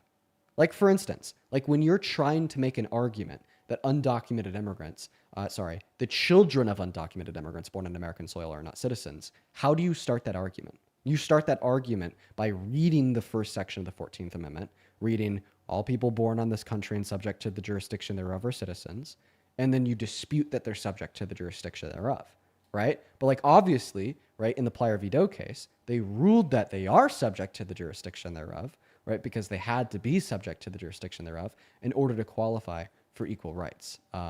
But listen, I want to go here because of something that you said earlier that I asked you about that you didn't answer to, okay? You said, right, that Dean, you cannot possibly say that vast majority of constitutional scholars, right, agree with you and disagree with me, right, for the reason being that you don't know the other argument. So give me that other argument. Give me an argument that the So children born to undocumented immigrants on American soil are not subject to the first section of the 14th Amendment and do not have a constitutional right to birthright citizenship. Let's hear the fucking argument. because the Constitution does not say illegal immigrants are subject to the are subject to the birthright citizenship clause. Wait, does Nor has I the have a Supreme Court question? ruled. Does the Constitution say that Gregory is subject to the birthright citizenship clause? What do you mean? That it tells me this. Wait, are you telling me? Does the Constitution say Gregory is subject to a right to birthright citizenship? No, Does that's a stupid argument because exactly. No, Oh, my so my why? citizenship Listen, has never been why questioned because I why have do been you why do you right because still I'm have not a an claim? illegal immigrant, nor Listen. my parents. Why do you still have a claim, right, to birthright citizenship, right, per the Constitution, even though the Constitution doesn't explicitly say you do? Like Because you. the Supreme Court ruled in favor that I have citizenship, and because my parents are citizens, because I have been born in the United States from parents that are citizens, I am a citizen of the United States. I am the definition. So the Supreme Court rules on things that are challenged. When was it ever challenged that if like you have citizen parents, you don't have a right to birthright citizenship, and then SCOTUS ruled in favor that the When children was do? it challenged? Don't When was pivot. my- Don't pivot. No, Just answer my question. I'm not pivoting. I'm not pivoting. When was it challenged that my citizenship was non-existent, or that because it didn't say someone's name in the Constitution, it's non-existent? That was Right. never challenged.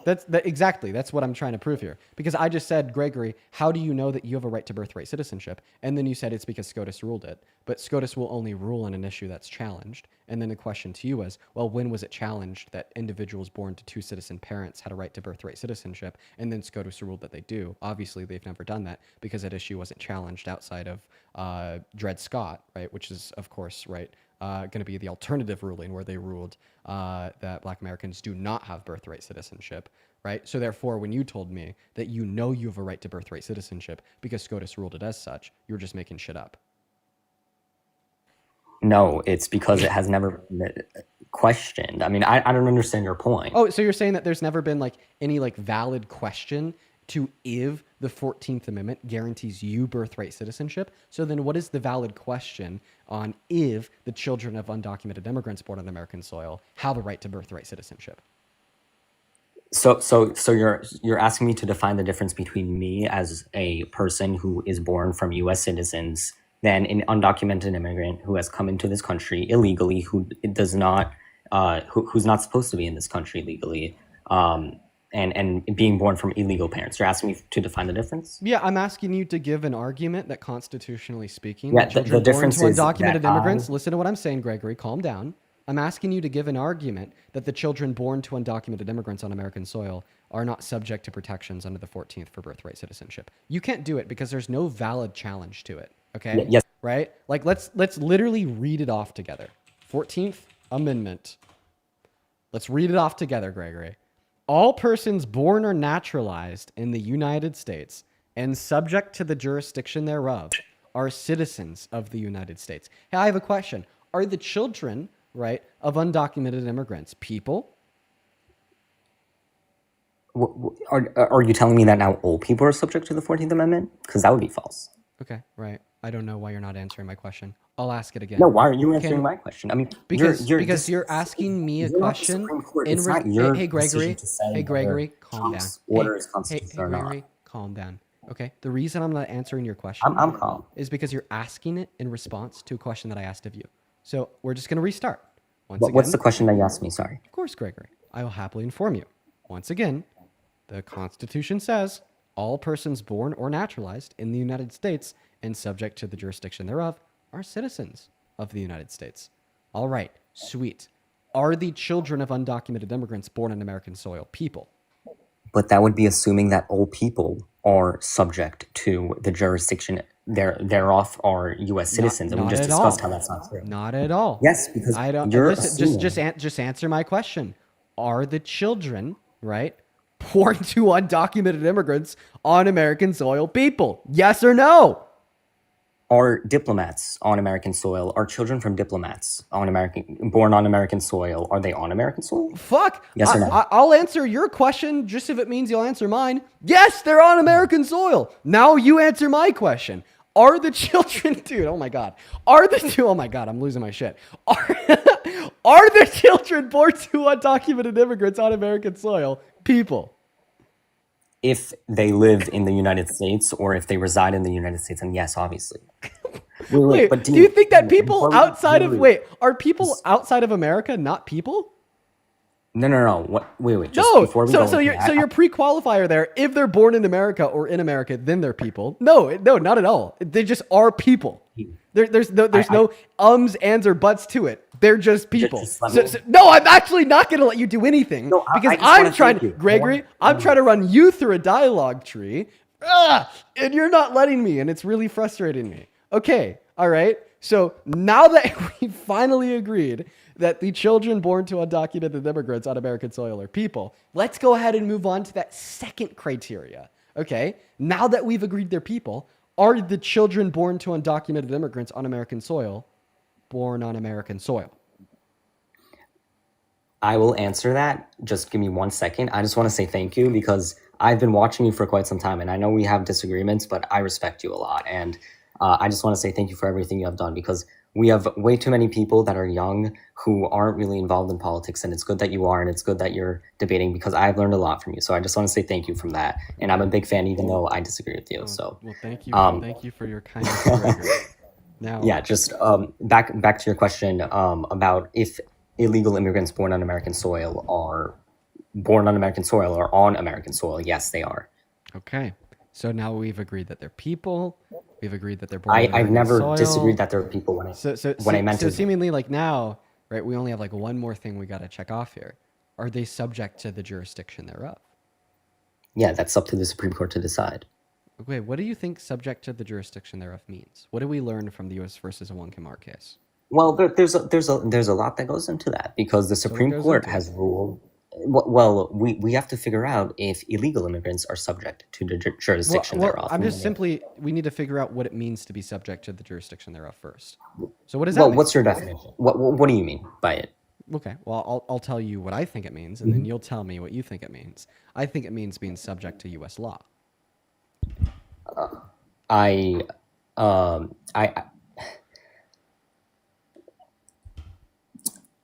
let me think.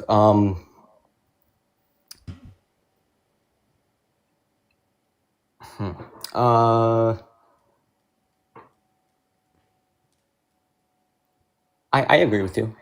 No. Actually,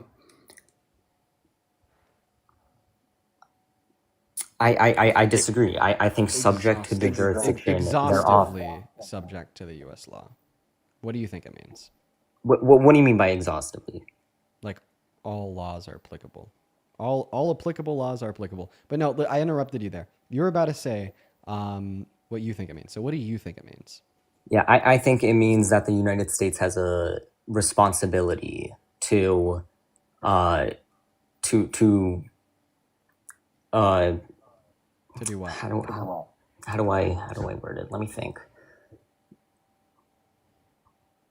Has a responsibility for you, so you have the same rights, you have the same liberties as a U.S. citizen, or you have liberties and all of the liberties that a U.S. citizen has, or most of them are applicable to you if you are subject to the jurisdiction thereof. Why are people saying I'm 17? I was 17 last year. Okay, yeah. Sorry. What year were you born in? I was born in 2007. Okay. I turned 17 in April. 18 in April, my apologies. Okay, so you're saying having all the same rights as a citizen? Yeah, Can, well, can you tell me the how- Constitution? Could you tell me how the you're First inferring Amendment, that from the statement? and subject to the jurisdiction thereof. Well, how are you inferring the fact that the subject to the jurisdiction thereof means that you are, I mean, the U.S. law is applicable to you? I'll tell you if you tell me. Okay, so how am I inferring? Because there's nothing to tell me that. I mean that's just what makes sense. What do you mean? I'm asking you to explain how that makes sense.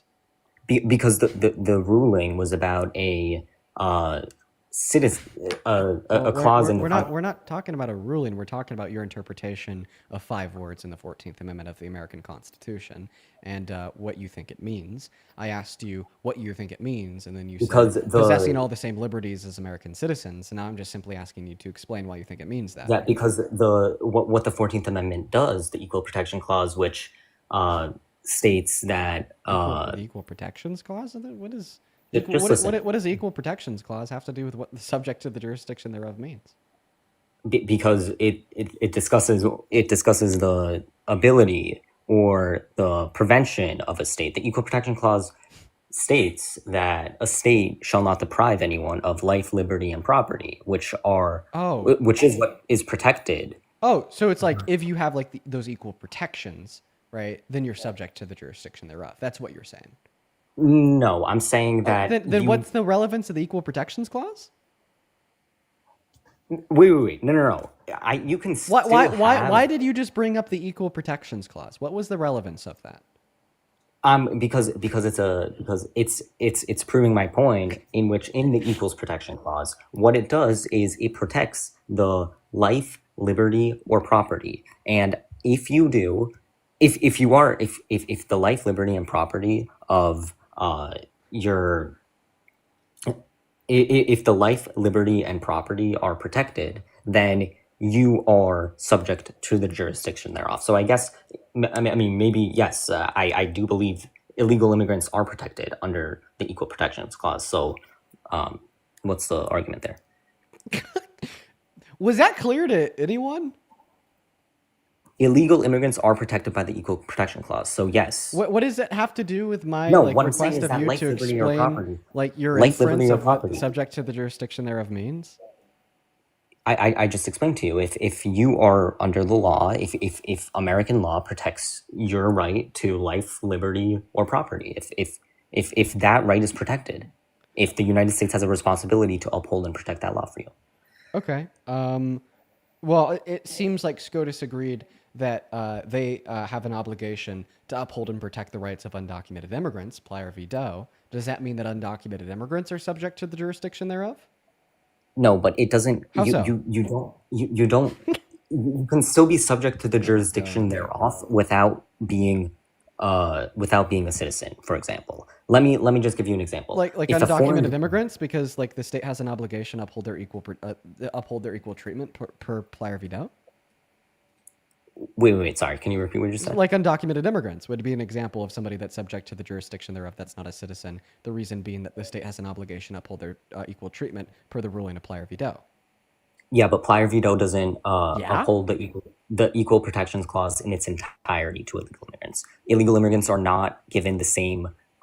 So it does uphold the clause in its entirety. No, it does not, because then that would mean that illegal immigrants have to go through the entirety of due process in order to get deported, which they are not. So they actually do have a right to due process because of the. They do not have a right to the entirety of the due process. To its constitutional extent, they technically do. You're talking about limited due process, right? Yeah. Okay. Well, SCOTUS ruled in 2021 that limited due process doesn't violate the due process segment of the 14th Amendment, right? So they are entirely protected by the right to due process under the American Constitution, right? It just is so yet the case that, you know, the incredibly conservative Supreme Court ruled that limited due process. No. Don't say incredibly. Don't say incredibly. Is not a breach of like their right to due process. But so, do you think that a illegal immigrant has the same exact process of due process than a citizen? Well, they have the same exact protection under the due process clause of the 14th Amendment. No. But what do you mean? But the process is different. So if I have, I'm going to repeat this. So I understand that limited due process was passed by under like the Clinton administration in the 90s. However, right, SCOTUS ruled that what they passed, that limited due process, right, is still yet an actualization of the total protection under the 14th Amendment. So, like, for instance, right, if our government wanted to give limited due process to a citizen, that would technically be constitutional. What? Oh, okay. I understand what you're saying. Right. Okay. They're just calling it limited due process. It's not, but in the eyes of SCOTUS, in their ruling on the Constitution, it's not actually limiting their 14th Amendment right to due process. No, because of no, it's the right that God. the not the Supreme Court, excuse me. It's because Did citizens. you know? Did you know that SCOTUS has actually ruled what subject to the jurisdiction thereof means? I would assume it has. Okay, what's the point? Yeah, so this is coming from a footnote in the Wong Kim Ark case. Quote unquote, impossible to construe the words subject to the jurisdiction thereof in the opening sentence of the 14th Amendment as less comprehensive than the words, quote unquote, within its jurisdiction. Okay? In concluding sentence of the same section, or to hold that persons, quote unquote, within the jurisdiction of one of the states of the Union are not, quote unquote, subject to the jurisdiction of the United States. So all that they concluded, right, is that they are within the jurisdiction of the United States of America.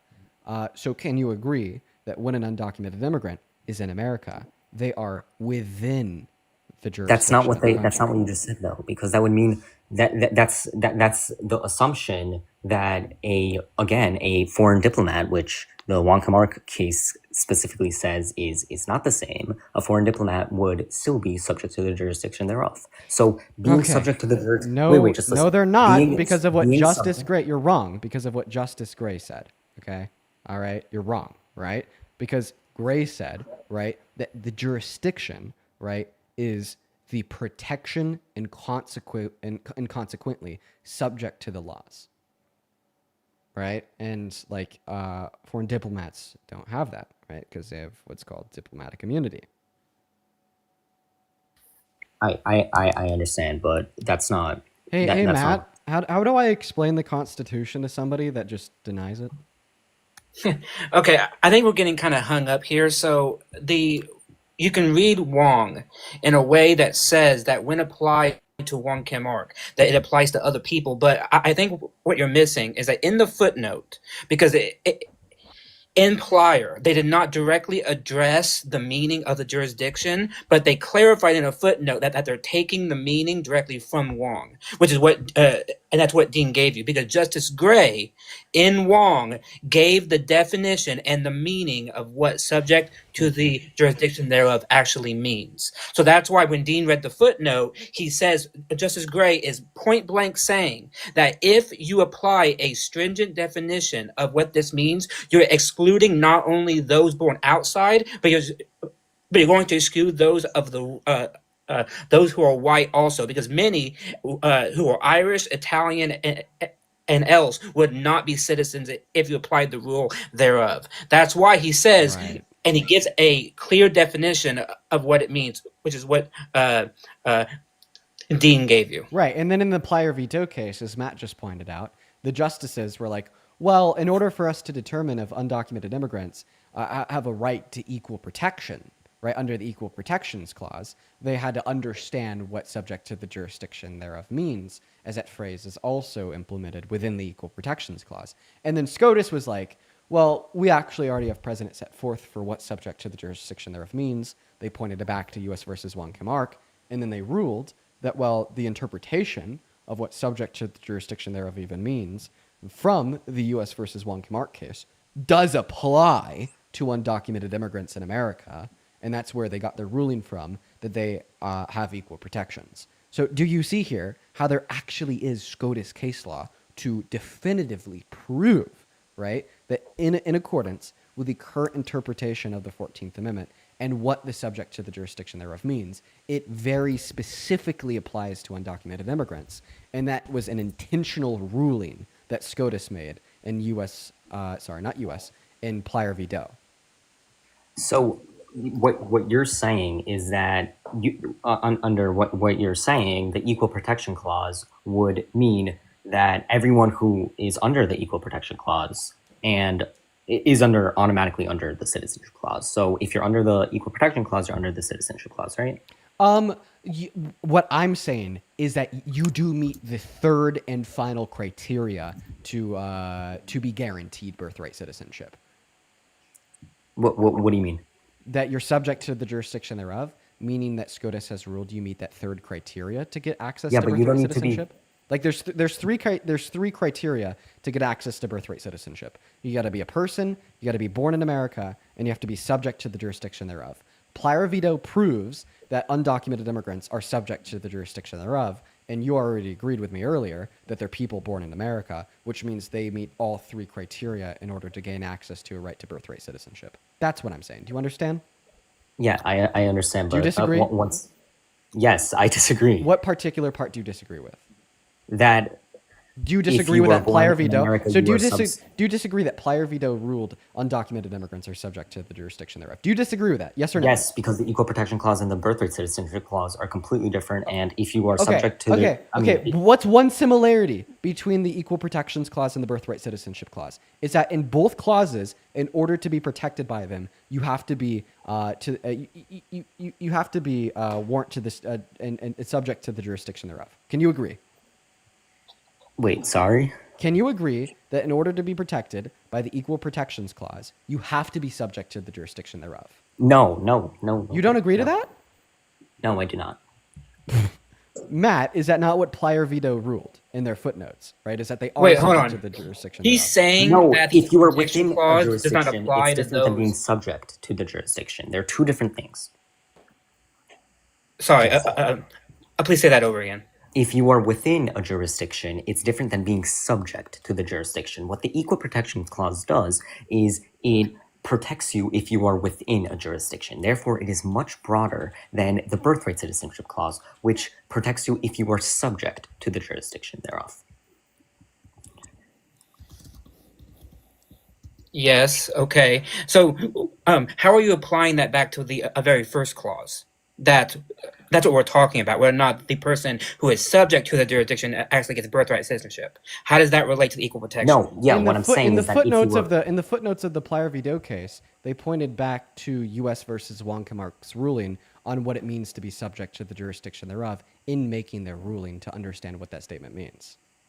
so you're telling, oh, okay, continue. What did they say? So they said that subject to the jurisdiction thereof means that you're on U.S. land? Is that what they said? Well, I mean, I've already given you the description, like the literal quotes from U.S. versus Wonkamark, Yeah, to and understand what it what means that to be showed is what that it even the means to be Supreme Court didn't define it. The what it Supreme Court, means to be subject to the jurisdiction thereof, right? And how they set out like three criteria, right, for who is and who's not eligible for it, right? And then that was later referenced by Plier veto to determine that undocumented immigrants have a right to equal treatment, right? And now you are saying that there's a difference to be within the jurisdiction and subject to. So what does it mean to be subject to the jurisdiction? What does that mean to you? it's not something that I can answer because the Supreme Court hasn't answered it either. Wait. So you don't know what it Different. means? So then how do you know that you're subject to it? Okay. How do you, if you don't know what it means to be subject to the jurisdiction thereof, then how do you know that you are subject to the jurisdiction thereof and therefore have a right to birthright citizenship? Because I have a citizenship. Or because you have citizenship. Okay, well, how do you know, right, that you were not like given that citizenship and like out of whack and not in alignment with the 14th Amendment? How do you know that they didn't get it wrong in granting you citizenship? Like, how do you know that the Constitution truly guarantees that to you and the systems in which granted that citizenship to you weren't wrong? Because the Constitution, according to its framers, when they created the 14th Amendment, or when the 14th Amendment was created, there was no question whether a U.S. citizen who was born from two citizen parents were given U.S. citizenship. This was not a question. This was Okay, obvious. so you're basically My- saying, if my like, citizenship whatever, is being questioned, you're basically but my saying, citizenship you isn't don't, being questioned. It's the you're it's the basically citizen- saying that you don't know what it means to be subject to the jurisdiction thereof, but you just know that you are. Like, regardless of what it means, you don't know what it means. You just know that you are. Also, Dean, by the way, You don't know um, what subject his to the jurisdiction thereof means either. No, actually we do, because as Dean said, Justice Gray in Wong gave the definition. He said, quote, impossible to construe the words subject subject to the jurisdiction thereof in the opening sentence as less comprehensive than the words within a jurisdiction in the concluding sentence of the same section, or to hold that persons within the jurisdiction of one of the states are not in the same subject to that jurisdiction, meaning that they are the same. Justice Gray says they are the same. And that's why Plyer v. Doe referenced back to it. Yes, exactly. Because there you go. In Plyer, they said that the state of Texas cannot discriminate to children of undocumented immigrants because, based on that text, they are within the jurisdiction and subject to it thereof. Boom, there you go. Yes, there you go. All right. Yeah, you're cooked now, Gregory. Okay, so Plyer v. Doe determined that within the jurisdiction means the same thing as subject to the jurisdiction because the footnotes of Chief Justice, what's his name, Gray, right, from the U.S. versus Wong-Kim-Ark case in 1898. So, okay, right, we don't really know, right, apparently, according to you, we don't know what subject to the jurisdiction thereof means. We don't know what within the jurisdiction thereof means, but we do know that they mean the same thing in accordance with interpretations set forth by Plyer v. Doe, referencing back to Justice Gray's conclusion from U.S. versus Wong-Kim-Ark. Yeah, so I just want to find the footnote just so I could read it because I'm a little. Footnote 10. Oh my god, dude. What's up with the debates tonight? They're different. They're different than they usually are. It's that kind of night. I guess so. I'm tired. I'll keep going though. I bet. I mean, I'm definitely like, I'm having to really get into the nitty gritty, and then I got to repeat the nitty gritty like around 30 times. But what now, Greg? Where do you go from here? Now that we understand SCOTUS has ruled these two things mean the same thing. I still don't agree that SCOTUS has ruled that within its jurisdiction and subject to its jurisdiction. Okay, well then, so you're denying the footnotes from Justice Gray. Why? No. I'm gonna just let me find it first because I have never seen that. Just let me find it and then I'll go right back. Okay, while you're doing that, let me thank Fran. Thank you so much for the $15 over on Venmo. Fran with the $15 says, thank you for being so patient with some very misinformed and clueless people. You're a better person than me. Thank you, Fran. Show some love to Fran down below for the $15. I'm trying my best to be patient. I'm kind of like failing a little bit. It's all right though. As well as Rihanna, thank you so much for the $25 over on Venmo. Show some love to Rihanna down below in that chat. Rihanna says, "Hey Dean, I went to my first ever protest today. Unfortunately, my friends were too nervous to go with me, so I went on my own. I was terrified because I'm in a relatively conservative town, but the turnout was awesome and it was an amazing experience." Rihanna, same here. I'm also in a very conservative town, and the turnout was huge, fucking huge. It's insane. It really makes you think a lot higher of those around you sometimes. Thank you for the $25. As well as Serenity, thank you so much for the $10 over on Venmo. Appreciate you for the love, Serenity. Madeline with the $10 says, "This guy's insufferable. Birthright citizenship is one of the least gray areas of the law coming from a lawyer." Yeah, it's not gray at all. As well as Angel. Thank you so much for the $20 over on Venmo. Show some love to Angel Double O. Angel says, "Can I just say you shouldn't have gone live tonight? Not because I don't enjoy being able to watch your content, but just looking at your eyes, I could tell you're tired. Take care of yourself first." You know what? So I was actually looking at my eyes on the phone, and I agree. I do look like really tired. Yeah. Almost like my eyes are like starting to like go gray or something. I don't know. Like you could tell that I'm really fucking tired. But no, listen, I love what I do, and I wanted to be able to come on here and try to change some minds. As well as Hannah, thank you for the $10 over on PayPal. Abigail with a 2 and Jacqueline with a 10. As well as Lena, thank you so much for the $20 over on Venmo. Lena with a $20. Let's get 200 Lena W's. Says, "Have you seen the Trump repost with Harry Sisson in it? What a man child?" No, I haven't seen it. I'll have to check it out. Sorry, Dana. I didn't interrupt you. No, I'm done. Go ahead, man. Okay, and and thank you to David also. Thank you, David, for the $100. I don't know what the fuck I did for that, but thank you, David, and thank you for the very kind message too. I really do appreciate you. Thank you, David, so much. Huge W, huge W. Yeah, thank you, David. I really appreciate it. Okay, Real, did you find the quote? Okay, so yeah, the ruling though also says that you I mean, it's universal, and it's the 14th Amendment provisions are applicable without regard to any differences of race, color, or nationality. So that is implying that all people get access to the Equal Protections Clause. Yes. Yeah, but that would go against Wong Kim Ark because No. Wong Kim Ark only settles the case of the birthright citizenship clause. It doesn't settle the case about equal protection clause. They are separate clauses for a reason. All that Justice Gray is doing is settling what the they're meaning different. of jurisdiction is. They are subject to, or the people who are subject to them. Yes, are exactly. different Because groups. what the court does in Plyer is say, based on what Justice Gray gave, which is a very detailed analysis of the meaning of the word or of that phrase, they say, based on that, we're going to apply that also to the Equal Protection Clause. Wait, sorry, can you repeat what you just said? Sure. They say in Plyer that because Justice Gray, as an example, gave such a detailed analysis of the phrase, right? Like in Wong, he gave a very detailed case about it. They say we're going to apply that to what it means to be within the jurisdiction. So what do you mean? Are you telling me that he is saying that within its jurisdiction and subject to the jurisdiction thereof are the same, and therefore Yes, but because then in again, paragraph then- 74 of Wong, he says, quote, "It is impossible to construe the words subject to the jurisdiction thereof in the opening sentence of the 14th Amendment as less comprehensive than the words within its jurisdiction that is found in the concluding sentence of the same section.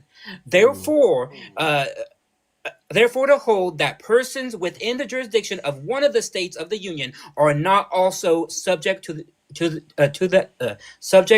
jurisdiction thereof." What now? So he's saying GPT that they're Greg? the same. What now, GPT Greg? Can you read the last part of the quote again? Sure. So it is impossible to construe the words subject to the jurisdiction thereof in the opening sentence as less comprehensive than the words within its jurisdiction in the concluding sentence of the same section, or to hold that persons within the jurisdiction of the states of the Union are not subject to the jurisdiction of the United States. But then that would mean that if you are subject to the jurisdiction, then you are within its jurisdiction. So they're the same thing. That's what it's saying. Yes, exactly. So That's what Justice Gray says. Justice Yeah. Gray says that being subject to the jurisdiction So why is the doesn't- same as being within the jurisdiction. but It we is just not went less over- comprehensive. It is not less or better than the other. But we just went over how diplomats are not subject to the By jurisdiction. the way, Gray was one of the justices that made that ruling, right? And Gray's Yeah, justification yeah, there yeah. would be that they're not fully within the jurisdiction, which is true. Wait, sorry? Yeah, so Justice Gray's justification there would be that they're not fully Justification on subject. That they're not fully subject to the jurisdiction thereof because they're not fully within the jurisdiction thereof. What do you mean they're not fully within the jurisdiction thereof? Like that would be the justification for the notion that subject to the jurisdiction thereof can be interchangeable with within the jurisdiction thereof, while like still not giving diplomats birthright citizenship by like arguing that they're not fully within the jurisdiction thereof. How are they not within the jurisdiction thereof, though?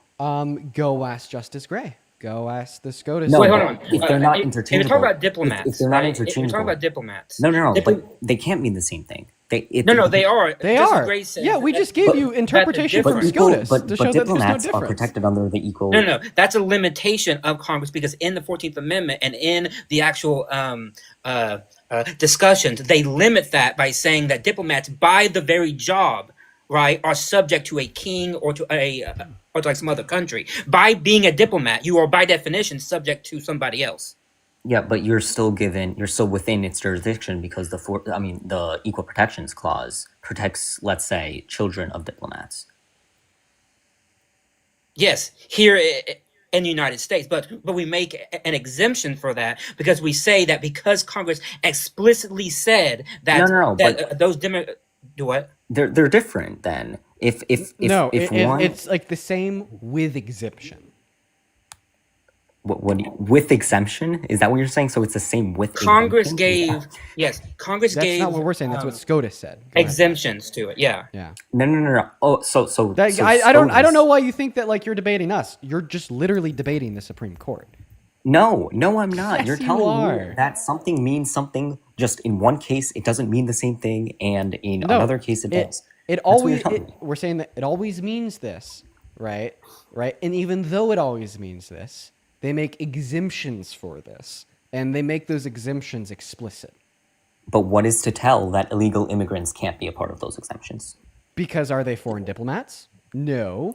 Are they No, because members? Are they they members of haven't been. militant invading forces from other countries? No, they're not in it So because therefore, they they're not haven't been. within those exemptions. Okay, so what if the Supreme Court rules that illegal immigrants are within those exemptions? Okay, then it would be constitutional. But until they make that ruling, it's unconstitutional. No, Yes! because we don't know if illegal. Yes! We don't know if Oh my illegal God! immigrants Yes, are. we do know because once again, right? Once again, for the last time, GPT Greg, you're getting on my fucking nerves. Oh my God, you're getting on my nerves. They said subject to the jurisdiction thereof means within the jurisdiction, right? Can't be more comprehensive than that. That's what Yeah. Justice Gray said, right? Dean, that's the important part, though, right? I'm sorry, no, but that's the important part. Gray is saying that one is not less comprehensive than the other. Right. That's the main point, right? He's saying that because in Wong, they're saying that those are two separate things and that one is less than the other. Gray is saying no, they're not. They may not mean the exact same thing, but they're not less than the other. So you cannot consider one to be lesser than. That's his main point. What do you mean lesser than? Okay, because to say Oh, go also, ahead. they don't have equal protection. They have diplomatic they? immunity, which gives them a higher level of protection. Oh my God! Wow! Foreign diplomats are not subject to the Equal Protection Clause of the 14th Amendment, right? Because of their diplomatic immunity, they actually have a higher, unequal level of protection. Yeah, and Dean, do you know why they are not given equal protection? It's because they are not subject to the jurisdiction thereof, Yeah. and therefore they are not within the jurisdiction. And therefore, that's what makes it legal to give them diplomatic immunity. Okay, Exactly, because right? we provide it to them because we know that because we know that the Constitution does not grant it to them. Right. So we give them something extra. Right. Think about it this way. Greg. Would it be constitutional for like Trump to sign an executive order into law tomorrow saying that you could break like 90% of laws and be exempt from all punishment? No, that would be ruled as unconstitutional because now all of a sudden you are being treated not subject to unequally the equal under the protection equal clause because protection. they don't have One second. protection. One second. Stop It's it. not Stop because- it. Stop talking, Greg. Would it be constitutional for like SCOTUS to rule tomorrow that like you or like a group of people, like white people, right, are like exempt from like any punishment and have immunity from 90% of crimes? Would that be constitutional?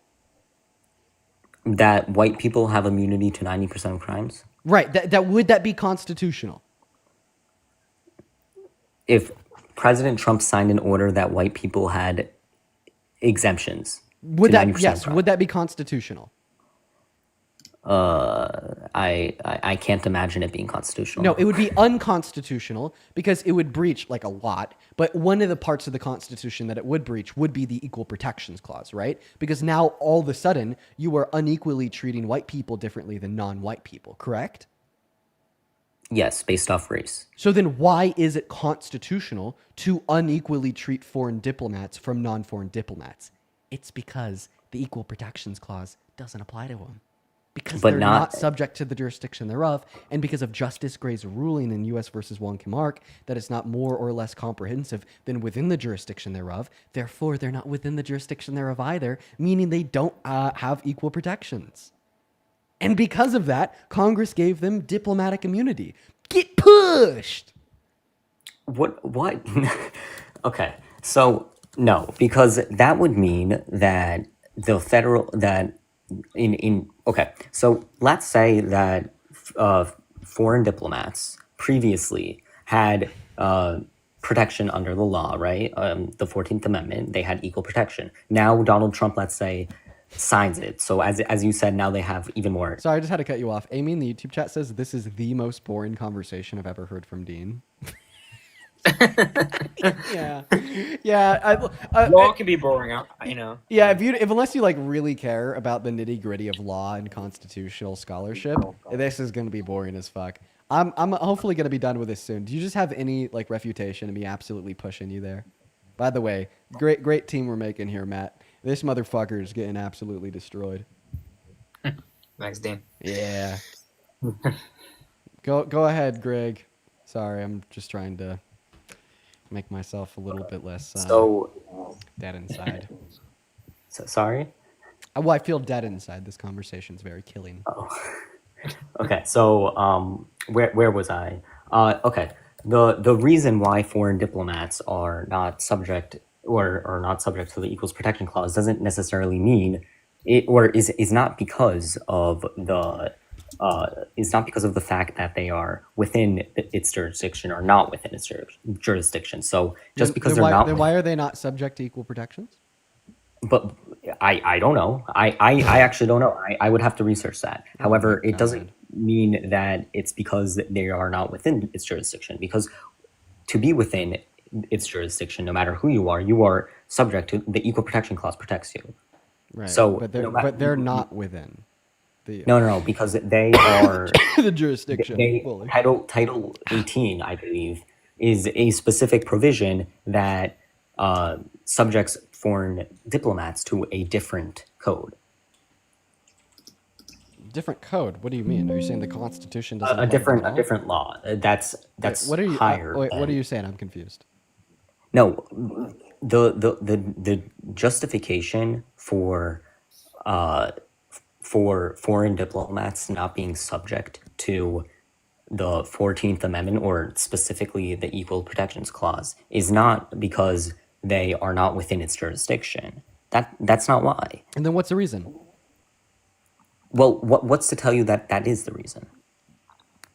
Because are foreign diplomats not within its jurisdiction, or foreign diplomats not within? Because that's the only reason they wouldn't be subject to it. I mean, like, what's another possible reason? I don't know. I would have to research into that. Exactly. But I mean, why is that? I'm reading this from Wong, and I think that in Wong, Gray cites the fact that in the history and tradition of the country, that he says that it has never been the case to deny someone the right of citizenship to a native-born children of foreign white parents that are not also in the diplomatic service of their own country. So he's saying that outside of, because we have a history and long tradition of basically separating out those who are diplomats, that's why they don't count. Because you can also read the notes of the people who drafted like that amendment, and they say explicitly in there that these groups don't count. Why are you writing so fucking hard, right, for like a goddamn wannabe like authoritarian? Like, dude, this is insane. Wait, are you asking me? This is just insane. Okay, here's like me and Matt being like, well, let's just go ahead and like read U.S. versus Wong Kim Ark. Let's read SCOTUS case law, right, from 1897. Let's read SCOTUS case law from 1987. Let's read federal court in their case law, right, with everybody that like ruled that this executive order was unconstitutional on the federal level after it was signed into law. Let's like literally go into the justice's footnotes, okay? Let's read, right, their description of what subject to the jurisdiction thereof means to know what the current interpretation is in SCOTUS, right? And even though we're doing all of this, right, like you're just still being like, nah. I don't want to buy it. The court, I'm going to go ahead. Would you say packing the court I'm gonna go dictator ahead. or authoritarian? I'm going to go ahead and just try this one last time. Okay. Would you say that's authoritarian? I'm not going to answer your question until we're done. But you just said Donald Trump is an authoritarian leader, right. and we're trying to. We could happily go through my reasons why I think that after this. Okay. So but we read. No, you. Calm down, Cody. Greg, calm down, Greg. Okay. You remind me of this guy named Cody. He sucks. So do you. But listen. Okay. So now that we've read the footnotes from Justice Gray in U.S. versus Wong Kim Ark, when he says being subject to the jurisdiction thereof. Wait, can you just answer my question? No.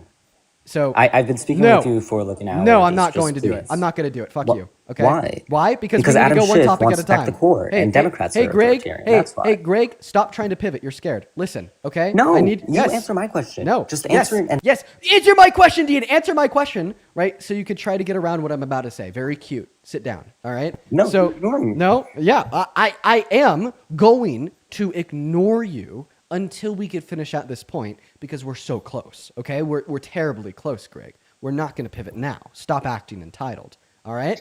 Just sit down. No, Hear me out not for what I have to entitled. say. Just asking a You're simple acting question. incredibly. You literally Supreme think that Court you is are authoritative. entitled to pivot after me and Matt have poured our goddamn souls into trying to just simply educate you on this subject. And now that we're so fucking close to reaching a conclusion, you want to just ignore what we've put into this conversation to get ourselves to this point and completely Oh, change I'm the just topic. asking you a simple So question. Greg, right? I'm asking you a simple question that I'm not going to allow you to pivot away from. Sit the fuck down, please, for the last time, sir. Okay? Now that we've come to understand Justice Gray's footnotes in the U.S. versus Juan Camargue case, when he says being subject to the jurisdiction thereof is not more or less comprehensive than being within the jurisdiction thereof, right? And you agree undocumented immigrants are within the jurisdiction thereof, right? Given the fact that they qualify for equal protections.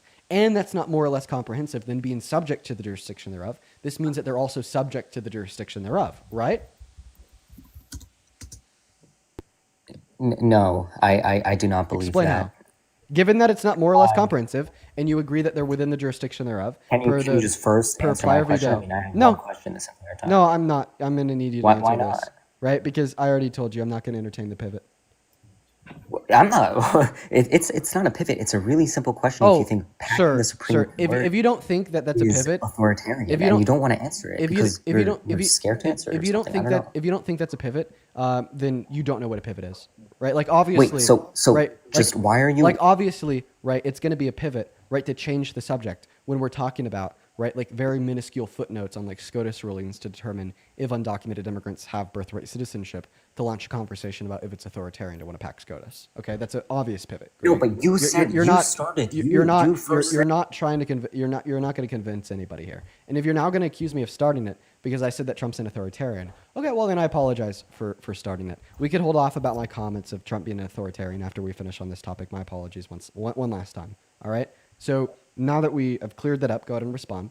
Now that we've learned from Justice Gray in U.S. versus Juan Camargue that being within the subject to the jurisdiction thereof, being within the jurisdiction thereof is not more or less comprehensive than being subject to the jurisdiction thereof, and we know undocumented immigrants are within the jurisdiction thereof via Plier Vito's ruling, does this mean that we therefore also know that they are subject to the jurisdiction thereof, given that it's not more or less comprehensive? Okay, so because the Supreme Court has not ruled or has said that you can or cannot be within its jurisdiction, so the Supreme Court has not commented whether you can be within its jurisdiction and not be subject. If you can be one or the other. That comment is coming from Justice Gray saying that it's not more or less comprehensive. No. He Yes. has not. He did not say that. He He did. did not say whether you can be within. Yeah, he a did. He did. I thought that we went over this, He did. Matt, do you want to read it again where he's like, it's not more comprehensive? Yeah. Impossible to construe the word subject to the jurisdiction thereof in the opening sentence of the 14th Amendment as less comprehensive than the words within its jurisdiction in the concluding sentence of the same section, or to hold that persons within the jurisdiction of one of the states of the Union are not also subject to the jurisdiction of the United States. If you they were the nobody? same, the wording in the 14th Amendment would be the same. Okay, so do you want to respond to what Chief Justice Gray said?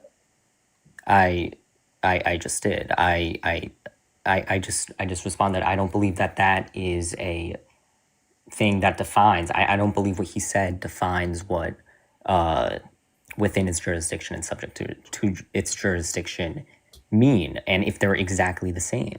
Okay, I don't believe he that said that defines it's not more comprehensive. What does that mean? Right. It It means you can't give one less weight than the other. Right. Does it? But what is less weight?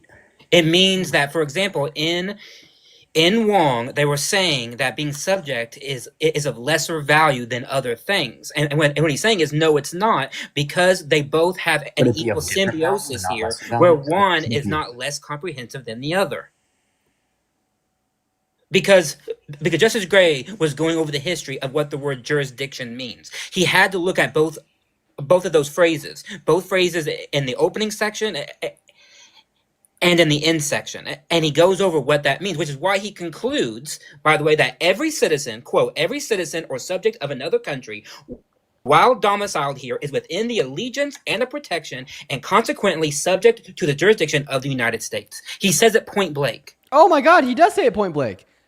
Any subject of another country, while domiciled here, right, are in allegiance and of protection and subject to the jurisdiction thereof. Man, okay, now you're extra cooked.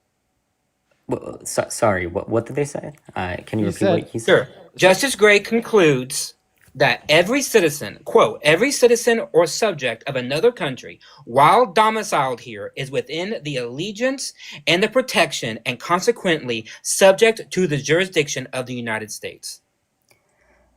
So every citizen or citizen of another country. Yes. Is that what he said? Yes, every citizen or subject to another country, while domiciled here, okay? What does while while domicile here mean? I mean, means that they live here. It means they have a place to live. okay, so why isn't a foreign diplomat involved in that? A foreign diplomat has a place to live here. So why are they different?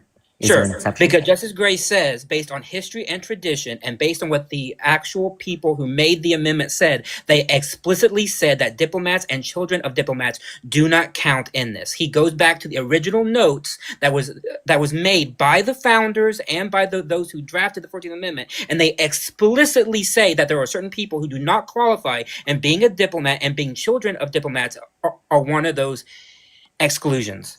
So are we now looking in the Constitution through an originalist point of view? I or- didn't say that I disagree with that kind of thing. You have to look at what people said at the time when trying to figure out But illegal immigrants what these didn't words exist mean. at that time. So how can No, they did, because Wong would have been considered by our definition to be a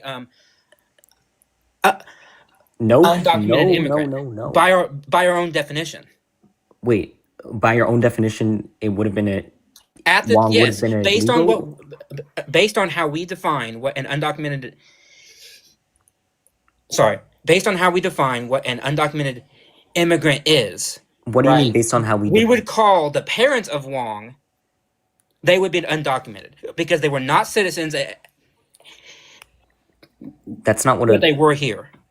What do you mean? An undocumented immigrant is an illegal immigrant who doesn't have any right to be here in the United States. But Yes. Yes. a illegal immigrant Still, the point goes. was Still, the a- point goes that what Justice Gray was trying to clarify was simply meaning what does it mean? What does it mean to be subject? Because there was no dispute that Wong was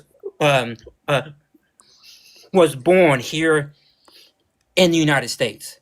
There was no dispute about that, right? Oh, Yeah, but The but only dispute there was no was whether he illegal was immigrant.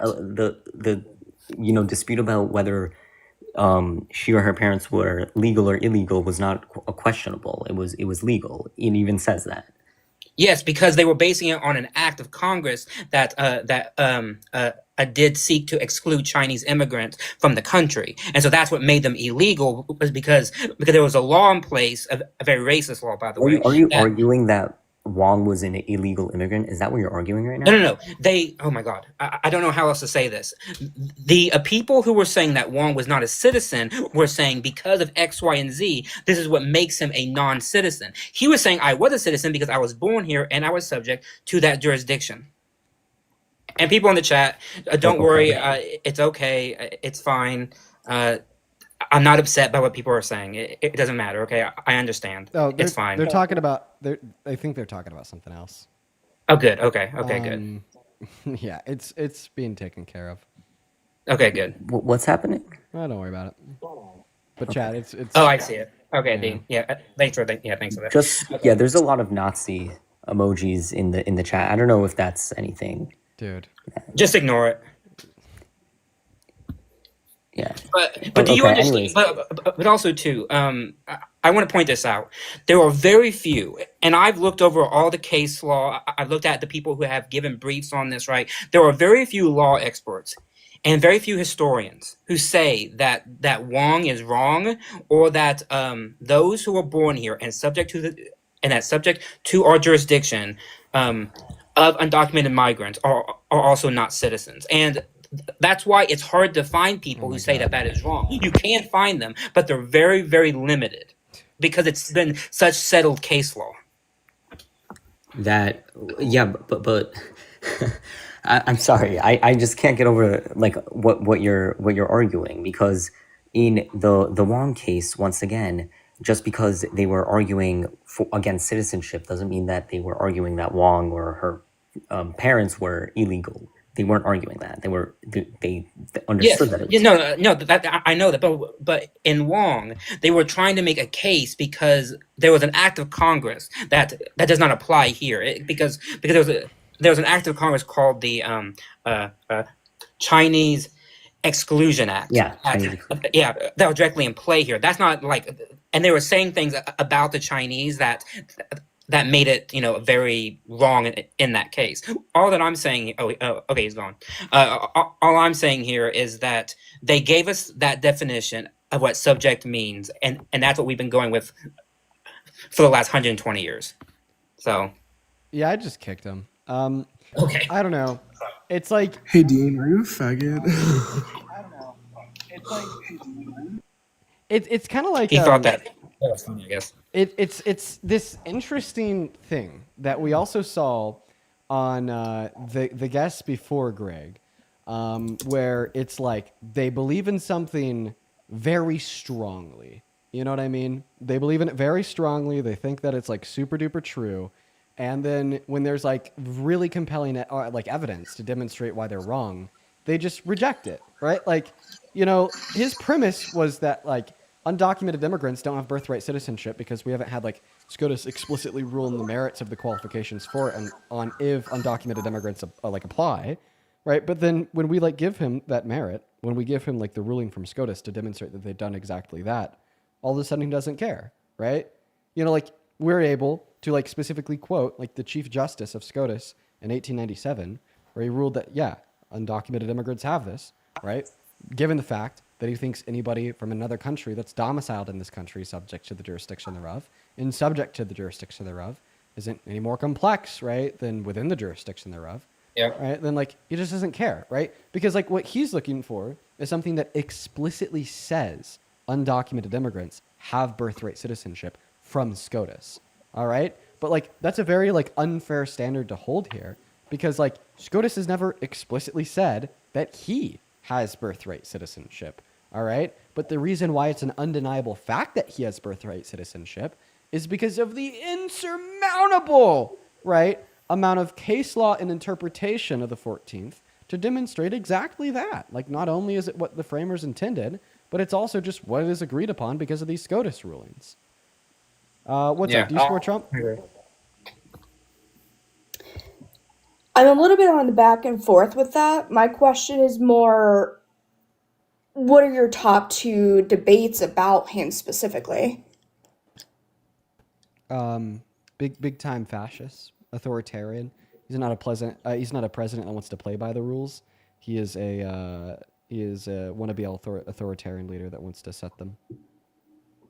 Okay, explain beyond that.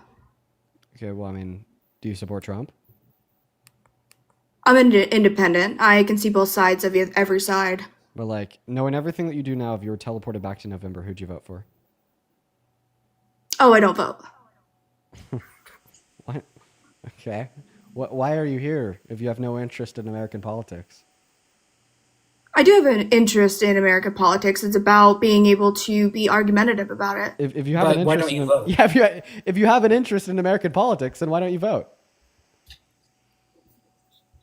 Why does having interest in American politics require you to be a voter? Because that's no. Because voting is the ultimate expression of that opinion. Yeah. Right, and nobody who goes out for candidacy is independent or expresses all views that I share. Okay. Do a write-in candidate. Yeah, no, I mean, well, even on top of that, like, nobody, like, expresses all the views that I share, but I mean, I kind of want the country to progress in the best direction possible. But I would prefer that you vote for like basically anybody than like not vote at all because it's such an important right that like you're given that I just don't understand why you would not want to do it. Like Right. I honestly can't understand that the whole viewpoint when if someone says I care about politics, but then the ultimate expression of that is voting, and you don't vote. Like it Right. just doesn't make sense to me. Right. And then also, like, even if you think that both candidates are harmful, imagine that you had like two people come up to you. Person number one that came up to you was like, hey, right, I'm going to slap you in the face. And then the other person is like, hey, I'm going to shoot you 10 times. Well, I can't say that on TikTok. I guess I already did. I'm going to, what the fuck? Okay. Okay. You understand, right? Do you think that you would vote and elect for the person to slap you compared for the person to shoot you? Or do you just kind of be like, well, I'm going to roll the dice? Not necessarily. I mean, my husband, I get where you're coming from in the sense of the importance and having, as a voter, a right to vote and it being very Can you important. answer my question though? Two people come up to you. One's like, "Hey, I want to slap you." The other one's like, "Hey, I want to shoot you." Right? And you had the ability to like elect which one of these persons did that thing to you. You get to choose if you're slapped or shot. Right? Would you choose to get slapped compared to being shot because it'd be less harmful compared to the alternative, or would you just kind of like That's the roll the thing. dice? Being an independent, I could pick neither. Secret option number 3. I don't want to be slapped or shot. Okay, So but guess we have to but, party but, for the best option. but is not voting going to prevent one of those two candidates from winning? Not always, Not ever. because you still have Not electoral ever. colleges. Not ever is it going to prevent one of those candidates from winning. Dude, like even like third party voters have a better argument than you because they're like, yo, if we just have enough people vote for them, then they'll get on the ballots in all states. And then if like everybody just magically woke up one day and was like, hey, I'm going to vote for this random third party candidate, they'd win. You don't even have that argument because you're not voting at all, right? So Democrats running against Republican, those are the only two viable candidates. Is you not voting going to prevent either of them from winning the election? No.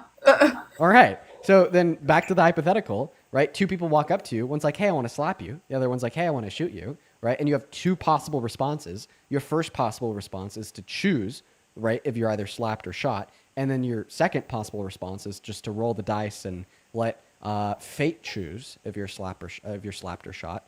Are you going to roll the dice and let fate choose? Or are you going to ensure that you hold that power yourself? Wouldn't it be a deeper conversation based off of everything that goes into it? How is he going to slap me? Is he going to slap me with his hand versus Okay, it'd be with his a hand. paddle? Why not? And that's how it goes into Democrats versus Okay, Republicans. okay. He's going to slap you with your hand. Now that you know that, now can you answer the question?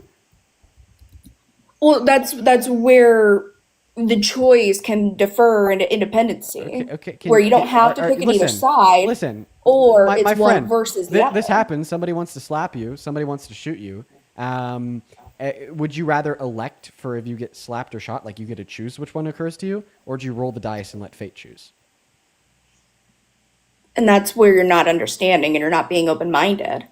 You're saying That was a in the same respect, saying blue or red, Trump or Biden, let's say, all are based on Listen, one listen, topic stop- that you could bring listen, up, slap or shot. Listen, we're not talking about Trump or Biden here. We're talking about, right, two people walking up to you, one being like, I want to slap you, the other one being like, I want to shoot you and kill you, right? If you had the choice to choose between which one of the two people did that thing to you, right, or you like just left it up to fate and it was completely random who did what to you, what would you choose? Same position stands. Again, secret option number 3 with the independency. I understand you're giving me the two options, but What's the third also option? not voting, it is a yes or a no, not a one or the other. Wait, what's the third option between electing for if you're slapped, electing for if you're shot, or like not electing for it and just letting fate decide? What's the third option? The independency. You said Can you expand to on that? Like, what's the choose third between option? getting shot or slapped. In this hypothetical that I'm not. giving you, what's the third option? You either choose what happens to you, or you don't choose, and one of them randomly happened to you. What's the third option? Why is one of them a guarantee? Can you repeat that? Why is one of them a guarantee? Because it is. That's a great argument. I mean, all that I'm positing here is that one is a guarantee, right? I don't need to explain why, it just is. Right? So given that one's a guarantee, would you like to choose which one is guaranteed? Or would you just like leave it up to fate and let it be random? I mean, I think that does give more context. If it's a guarantee, then yeah, absolutely choose. Okay. But it's not also a guarantee when it comes to voting. Yes, If it I is. vote for Trump, it's not a guarantee. unless If I vote unless for the country the Democrat Party, it's not a guarantee. unless the country falls, a candidate that runs for election will win election. Yes. Absolutely. Okay. But that's where I'm not on the teetering So then one of the point. outcomes is a guarantee. So of course you're going to elect for the least harmful guarantee, right? Neither are least harmful where we are in society today. Dude, all we're doing is dumping. Wait, you think that Donald Trump is just as bad for this country as Kamala Harris? Did Kamala Harris intend to take health care away from 10 million low-income Americans? And did Donald Trump intend to ensure that all women and girls, regardless of where they live, have access to abortion? I don't think it's a basis on who is worse. I think it's a basis on who's more qualified. And neither of them are. Wouldn't qualifications just play into who's better at doing the job? That's the only reason why qualifications are relevant? Exactly. Okay, so at the end of the day, it does From fall what down I to who's see, better and who's Kamala's not worse. qualified at all versus Trump, who is still not qualified.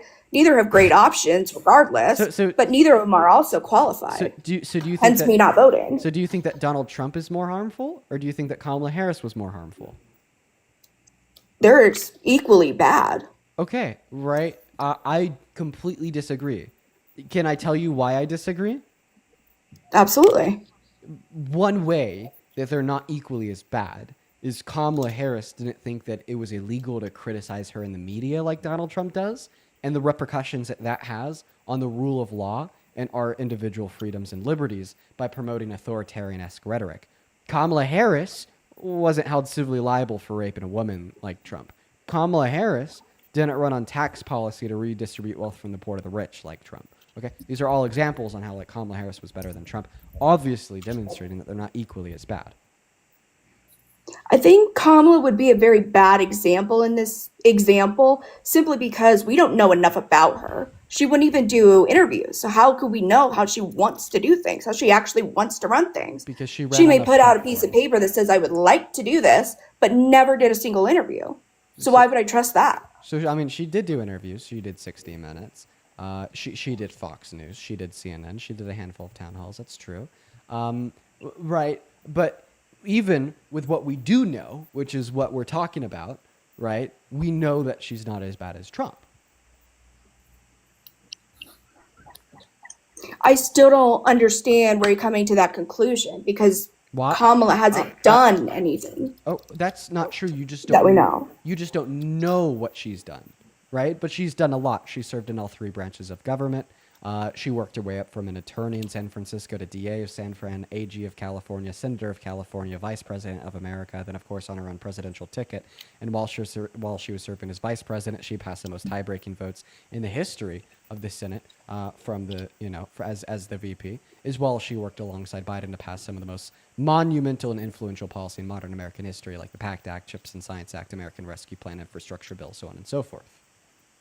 So just because you know these things doesn't mean they aren't true. Yeah, Paige.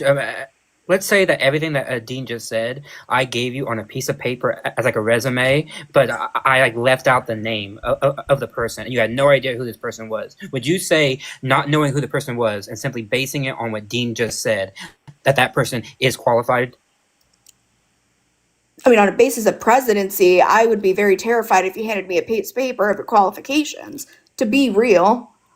What about that terrifying? My idea here isn't to be argumentative. It is, in fact, I'm asking you, if we had candidates that had no name on it, right, and all we had was like some kind of document, right, and it gave everything that this person has done and all their successes and everything, and what Dean laid out to you, and you saw that, but you had no idea who it was, would you say that person is not qualified? Oh my God.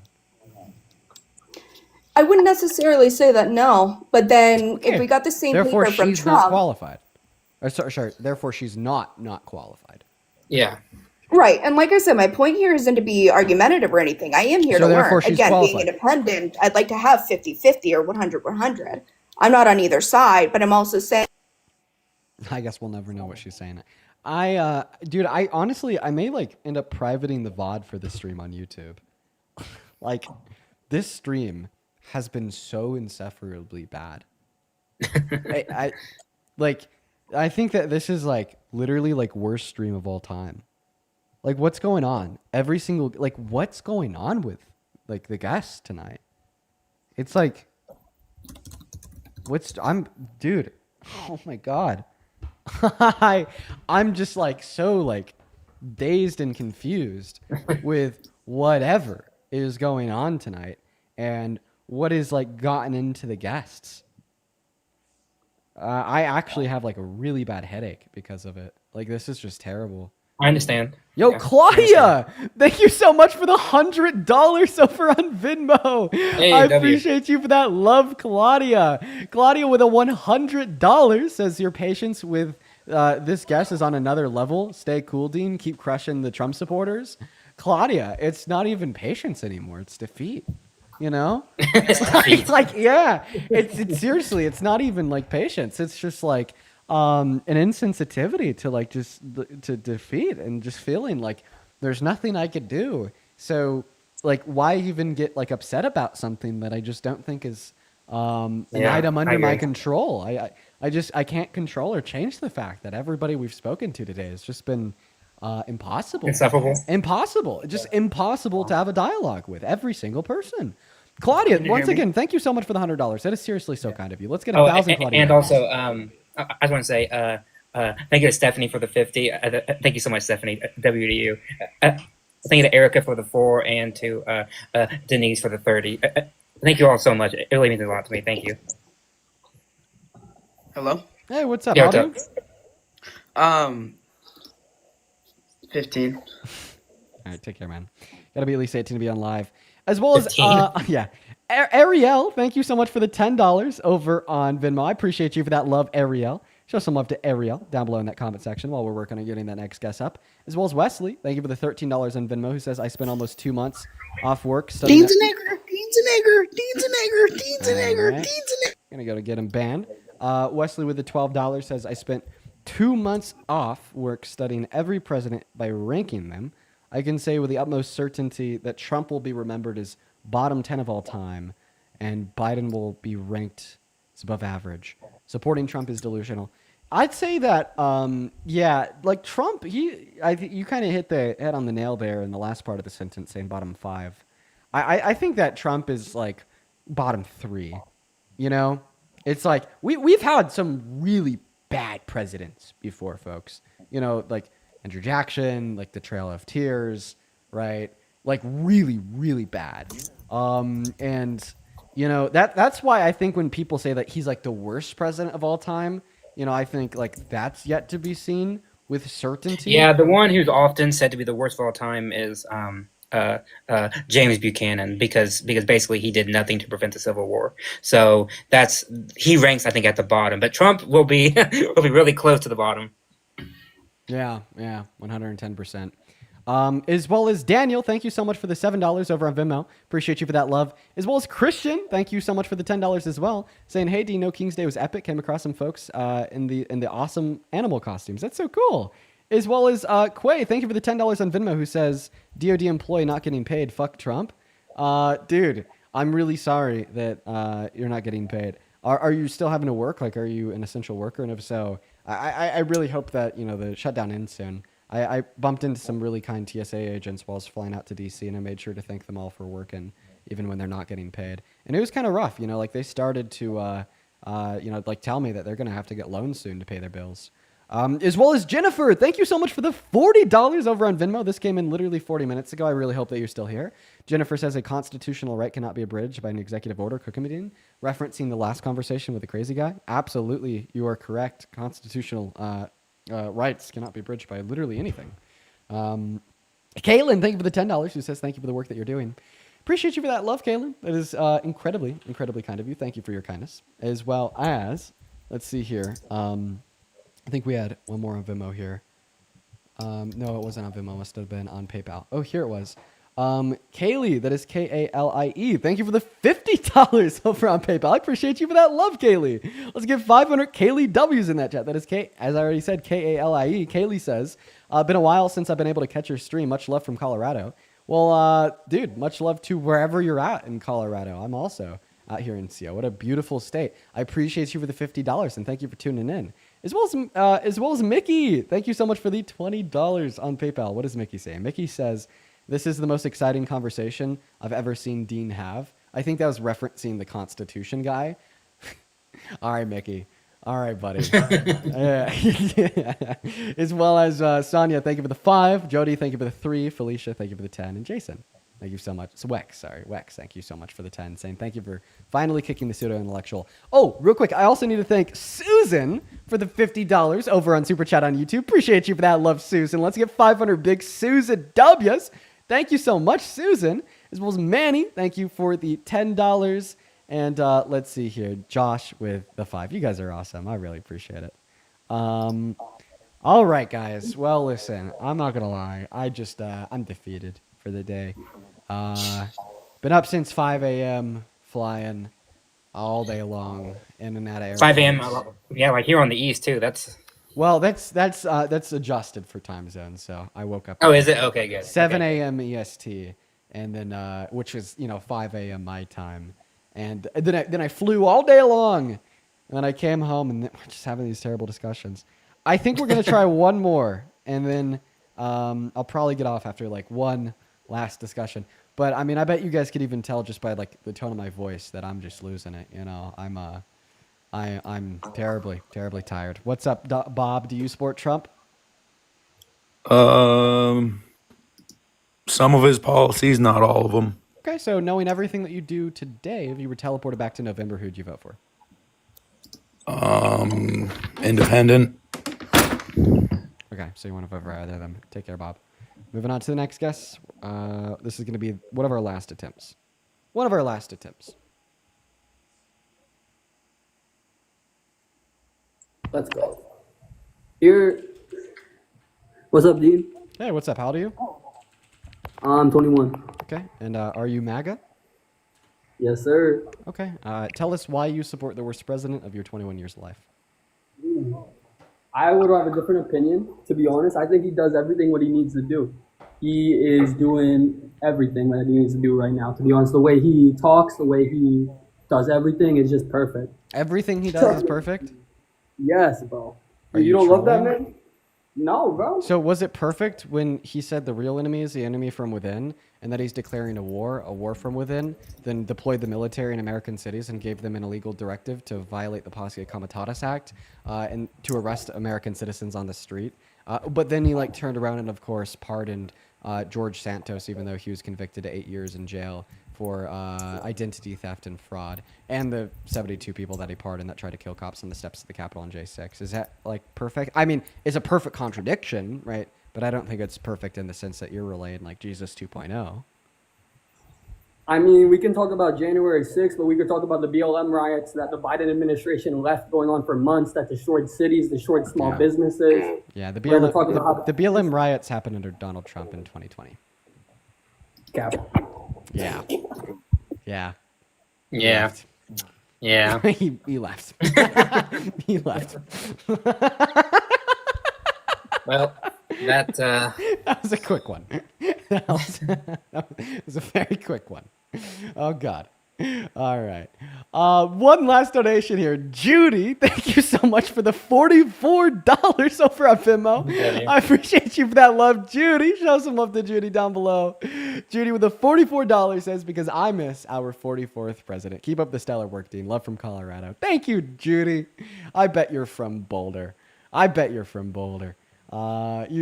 so cool. I bet you're from Boulder. That's a compliment, Judy. Thank you so much for the $44. Okay. Listen, I think that's going to be the conversation and on for the evening. What a rough stream today. Listen, Matt, I appreciate you for coming up. It's always fun. yeah. Thanks for having me up, Dean. I do appreciate it also. Yeah. Means a lot. Take care. Yep. Bye. You take care of yourself. Bye bye. Bye, Matt. Yeah, I'm going to go on an end. What a day. What a day. It's time for me to go get some ice cream and watch TV. I'll see you guys tomorrow. I'm out. Peace and love, guys. See you tomorrow. Bye-bye.